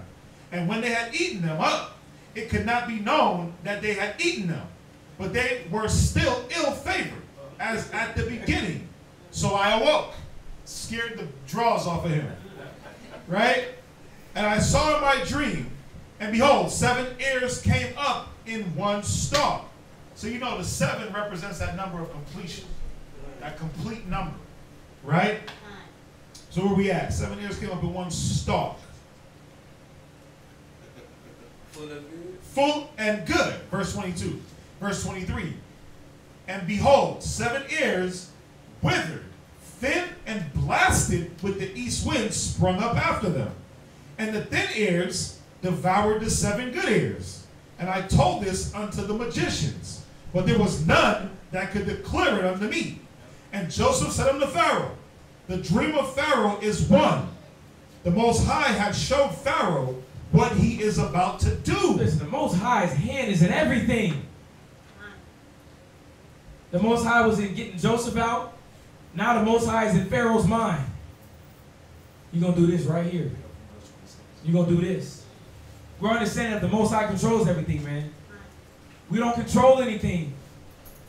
Read. Well, look how he worked through the nation. He also works through the nations. Yes. Right? He rendered, he said, the Most High said the nations are nothing to him. Right? But he still worked through the nations for Joseph's benefit. What you gonna say about that? Like Zionologist said, because he controls everything, even in those 2 men being thrown in prison, and then them having the dreams, and then Joseph interpreting the dreams, in the spirit of the Most High, he saw it come to a fruition. Yep. Like, it's just like more and more confirmation for Joseph that the Most High is rolling with him. Yeah, and controlling everything. Right. Just like more affirmation for him to just keep doing what he's doing, because the blessings are going to keep coming if he just remains faithful and steadfast. Right, and even with that, if you go back and say that he was in prison for 2 years, so you gotta understand, it's not like he was in there for a day or a week or a month. That brother endured, you know. So it wasn't just a small amount of time; he endured for a lengthy time. Go ahead, read on, Mariana. God, verse 26. The 7 good kind are 7 years, and the 7 good ears are the 7 years. The dream is one. So he was letting them know you had 2 dreams, but they both meant the same thing. The 7 good kind, the 7 good ears, represent 7 years. Go ahead. Verse 27. And the 7 thin and ill-favored kind that came up after them are 7 years. And the 7 empty ears blasted with the east wind shall be 7 years of famine. So he's breaking down this dream. Read. This is the thing which I have spoken unto Pharaoh. Go ahead. What the Most High is about to do, he showeth unto Pharaoh. So he's giving them warning, like, look, the Most High is going to do this. He's going to make 7 years of famine, and the good years are 7, and the 7 good years are 7 years. So he's going to make 7 good years plentiful, 7 years of famine. Go ahead, read, verse 29. Verse 29, behold, there come 7 years of great plenty throughout all the land of Egypt. See that? Go ahead. And there shall arise after them 7 years of famine. So what is this? What would a man do if, I'm telling you, you got 7 years of plenty, 7 years of famine? What's the first mind state? I save up, bro. You know, yeah, you start hoarding, right? Or you start trying to plant more to make sure you got for them 7. Read on. And all the plenty shall be forgotten in the land of Egypt, and the famine shall consume the land. Ooh. And the plenty, continue. Yeah, read. And the plenty shall not be known in the land by reason of that famine following. Yeah, that's 7 years. You're going to get enough, but that famine is going to be so real. In the day of your prosperity, you forget to eat. What is it? Your affliction. You forget your afflictions. God. You see that? But the problem is, in the day of your affliction, you forgot your prosperity. That's what's going to happen. Where the drought is going to be so real, they're going to be like, "Damn, did we ever have anything? How did we make it?" Read. Go ahead. Read on. God. For it shall be very grievous. It shall be what? Very grievous. Go ahead. Verse 32. And for that the dream was doubled unto Pharaoh twice. It is because the thing is established by the Most High, and the Most High will shortly bring it to pass. Yeah, you have to have this dream twice to let you know it was God. To let you know that this is the Most High's stamp of approval. What he say is going to happen is going to happen. That's good. You have to dream this twice. Go ahead, read. Now therefore, And the scriptures also say, by 2 or 3 witnesses, let all things be established. God. Right? So these were the 2 witnesses that Pharaoh was getting. He was getting these 2 dreams. This is what made it established. And then now Joseph was confirming. Right? 2 or 3 witnesses. Go ahead, read on. Verse 33. Now therefore, let Pharaoh look out a man discreet and wise, and set him over the land of Egypt. Now, therefore, let Pharaoh look out a man, right? Go ahead. Discreet and wise, and set him over the land of Egypt. So he's like, man, I got to find somebody that's going to be able to run this. Go ahead. Let Pharaoh do this, and let him appoint officers over the land. Read. And take up the 5th part of the land of Egypt in the 7 plenteous years. Read. And let them gather all the food of those good years that come, and lay up corn under the land of Pharaoh, and let them keep food in the cities. So he said, okay, I got to appoint men. A man and then officers under to gather, store up. That way we can eat for 7 years. Go ahead. That the food shall be for store to the land against the 7 years of famine. Right. Which shall be in the land of Egypt.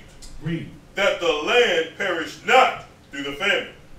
And the thing was good in the eyes of Pharaoh, and in the eyes of all his servants. And Pharaoh said unto his servants, can we find such a one as this is, a man in whom the Spirit of the Most High is? Hold on.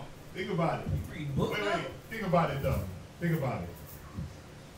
how come Pharaoh didn't call on his gods? How come not? I don't know any of their gods. The alligator creature. The one with the dog. Horus? How come they didn't call Horus and Ra, Ra and Ra?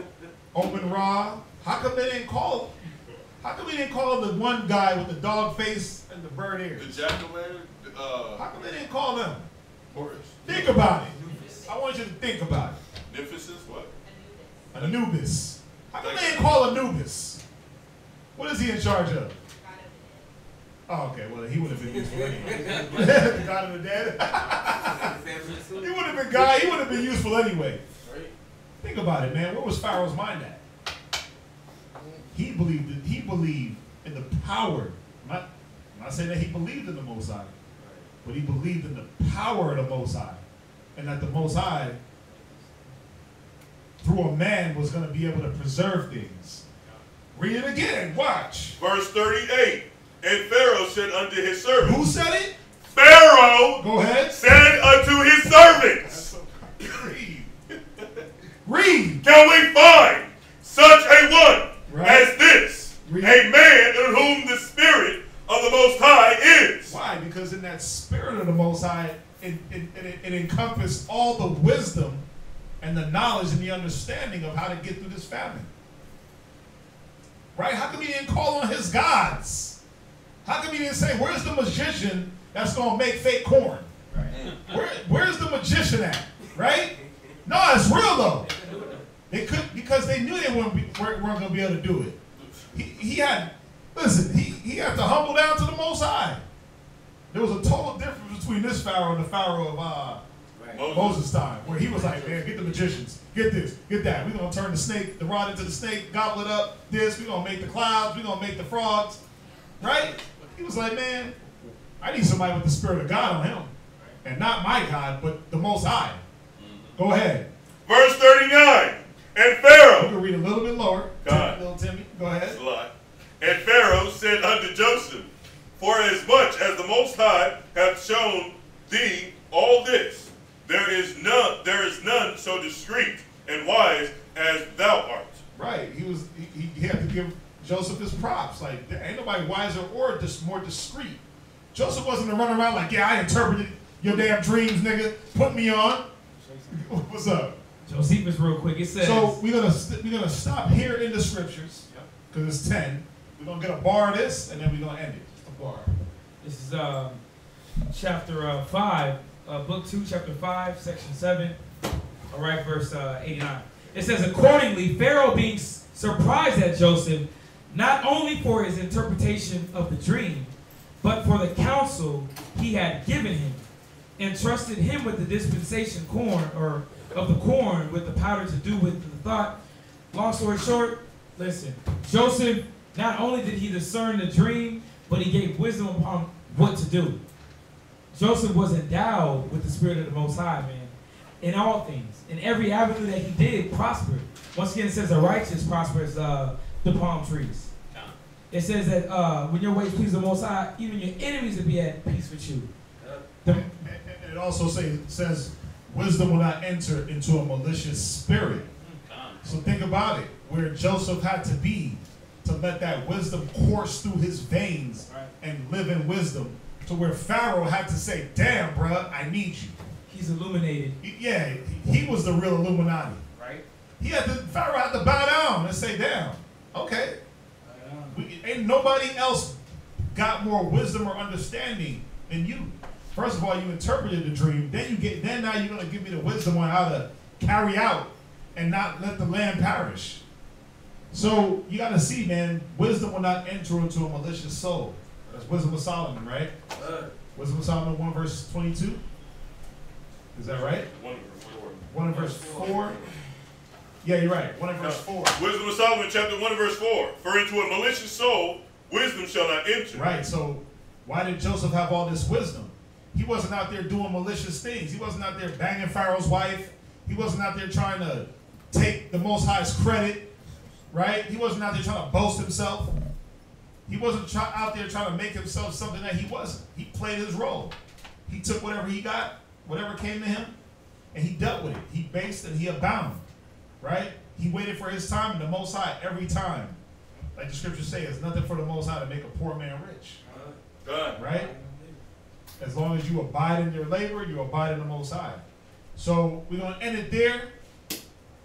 Anybody got any questions on the topic, on the class? If y'all got questions, I know y'all got questions. There's no questions online. Wow, surprised. Listen, y'all got questions online. I know we didn't get them because we didn't do any today, but we'll be back Wednesday. Same bat time, same bat channel. Somebody had their hand up. Yeah, You're they online. good a question, but it was just like, I know y'all know about what the scripture when we talk about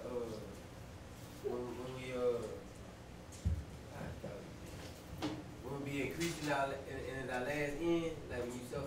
It's Ecclesiastes 2. Yeah, it's Ecclesiastes 2 and 5. I'm gonna say. Let's see what my brain is at. Yeah, that not faint. Yes, Ecclesiastes 2 and 12. 2 and verse 3. 2 and verse 3. Oh, okay. Come on now. That was Joseph. Cleave unto him and depart not away. That thou may, Ecclesiastes chapter 2 and verse 3. Oh, yeah, it is. Cleave unto him and depart not away, that thou mayest be increased at thy last end. That's the one? That's another one like this too. Well, I know this is the one we always pull. When you say, be not weary like in well doing. Oh, that. Oh, yeah, that's in, yeah, weary and well doing. Galatians.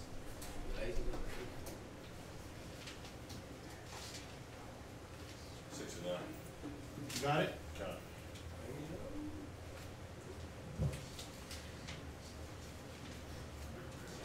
Read that real quick. Oh, y'all still looking for it? Galatians chapter 6 and verse 9. And let us not be weary in well-doing, for in due seasons we shall reap if we faint not. Yeah, that's the one? Yeah, yeah. Because he never fainted like through all of the hardship the Most High had sent him through. And so now in the end, you know, for the second time actually, he get to reap again, but this time at a more high level. Because he was already in charge of Pharaoh's house in the beginning. But now he's over everything. I was Potiphar. I was like, Potiphar is the captain of the guard.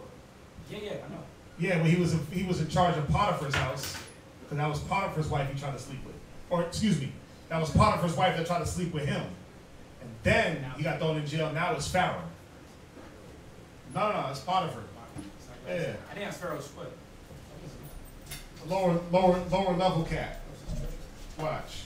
We can just make sure. But I didn't want to stop it earlier to like interrupt class. Oh, it's Genesis 39. Watch. 39 and 1. And Joseph was brought down into Egypt, and Potiphar, an officer of Pharaoh, captain of the guard, Egyptian, bought him. Right. Yeah, so he was in Potiphar's house. You see that? Watch.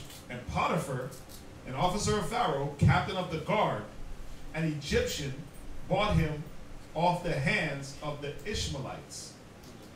So he went into Potiphar's house. So it was Potiphar's wife.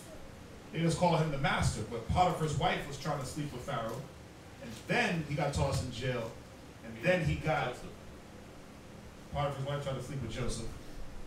Then he got tossed into jail, and then now Pharaoh's dealing with him. Remember when Joseph was already in Potiphar's house, that's when he kicked out Pharaoh's house. And when the chief baker and the chief butler came in, they also went to Potiphar's house. Well, let's see, cause where you getting that from? Where we reading that at? Watch. Let's read it one more time. Where you at? Genesis chapter 39 and verse 1. Genesis chapter 39 and verse 1. And Joseph was brought down to Egypt. Right, so you got to remember, now Joseph is already prisoner to the Ishmaelites at this time. He hasn't been to Egypt yet. Now he's going to Egypt. Go ahead. And Potiphar, Uh-huh. an officer of Pharaoh, Right. captain of the guard, Right. an Egyptian. Right, so this is describing Potiphar. The only thing that Pharaoh has to do is letting us know that he was a captain of the Pharaoh's guard. Go ahead. Brought him out of the land of the Ishmaelites. Out of the hands of the Ishmaelites. So he was bought directly from the Ishmaelites from the Ishmaelites into Potiphar's hands, right? And then as we go down, and the Lord was with Joseph, and he was a prosperous man. He was in the house of his master, the Egyptian, which was Potiphar. And his master saw that the Lord was with him. Then as we read down to verse 7, well, hold on, as we read down to verse 7, that's when, and it came to pass, after these things, that his master's wife cast her eyes upon Joseph. Right? But Joseph refused. So we know that whole story, we went through it. Verse 14. That she called unto the men of her house, and spake unto them, saying, seeing. Yeah. So, yeah, he was in Potiphar's house first. And then we get to verse 40:1. And it came to pass after these things that the butler of the king of Egypt, which was the Pharaoh, and his baker had offended their lord, the king of Egypt. So by this time, Joseph was already in jail. Right? He was already in jail. You clean it though. Oh, okay, I'm just making sure. Okay. I don't know why I always thought like when I was reading it, that it was Pharaoh's wife. Yeah. Because even I thought that a little bit. Master's wife. Yeah. It's just that verse 1 can be a little bit, if you just don't just go slow, you'd be like, oh, Pharaoh. And then it's like, oh, the whole time it's Pharaoh. But no, we got that clear. Anything else? On or off top? Is there going to be a Of course. Part 3? Yeah, we got to finish it. Oh, yeah, we can't just leave y'all hanging. Yeah. So, anything? You good? All right. God. Well, again, everybody online, thanks for bearing with us. A lot of info, a lot of reading. Appreciate you tuning in. We'll be back Wednesday, 7 to 10. Again, if you want to help out with any donations towards the school rent, anything like that, the information is going to be is at the bottom of the screen. The Google Wallet, the Wells Fargo account. With that, let's salute everybody online. Let's say shalom. shalom. Let's rise and face the east. I think I feel a little magnet. Majum Panyawa Kwadam, which means rise and face the east. So what we're going to do, we face the east. We face the east when we pray. Somebody get 2 Chronicles. Go ahead. Somebody get 2 Chronicles real quick. We face the east when we pray because for one, the scriptures say to. 2 Chronicles 6 and what? 2 Chronicles chapter 6 and verse 37. Yeah, go ahead. God. Yet, if they bethink themselves in the land, whether they be carried captive and turn and pray unto thee in the land of their captivity, saying, we have sinned, we have done amiss, and have dealt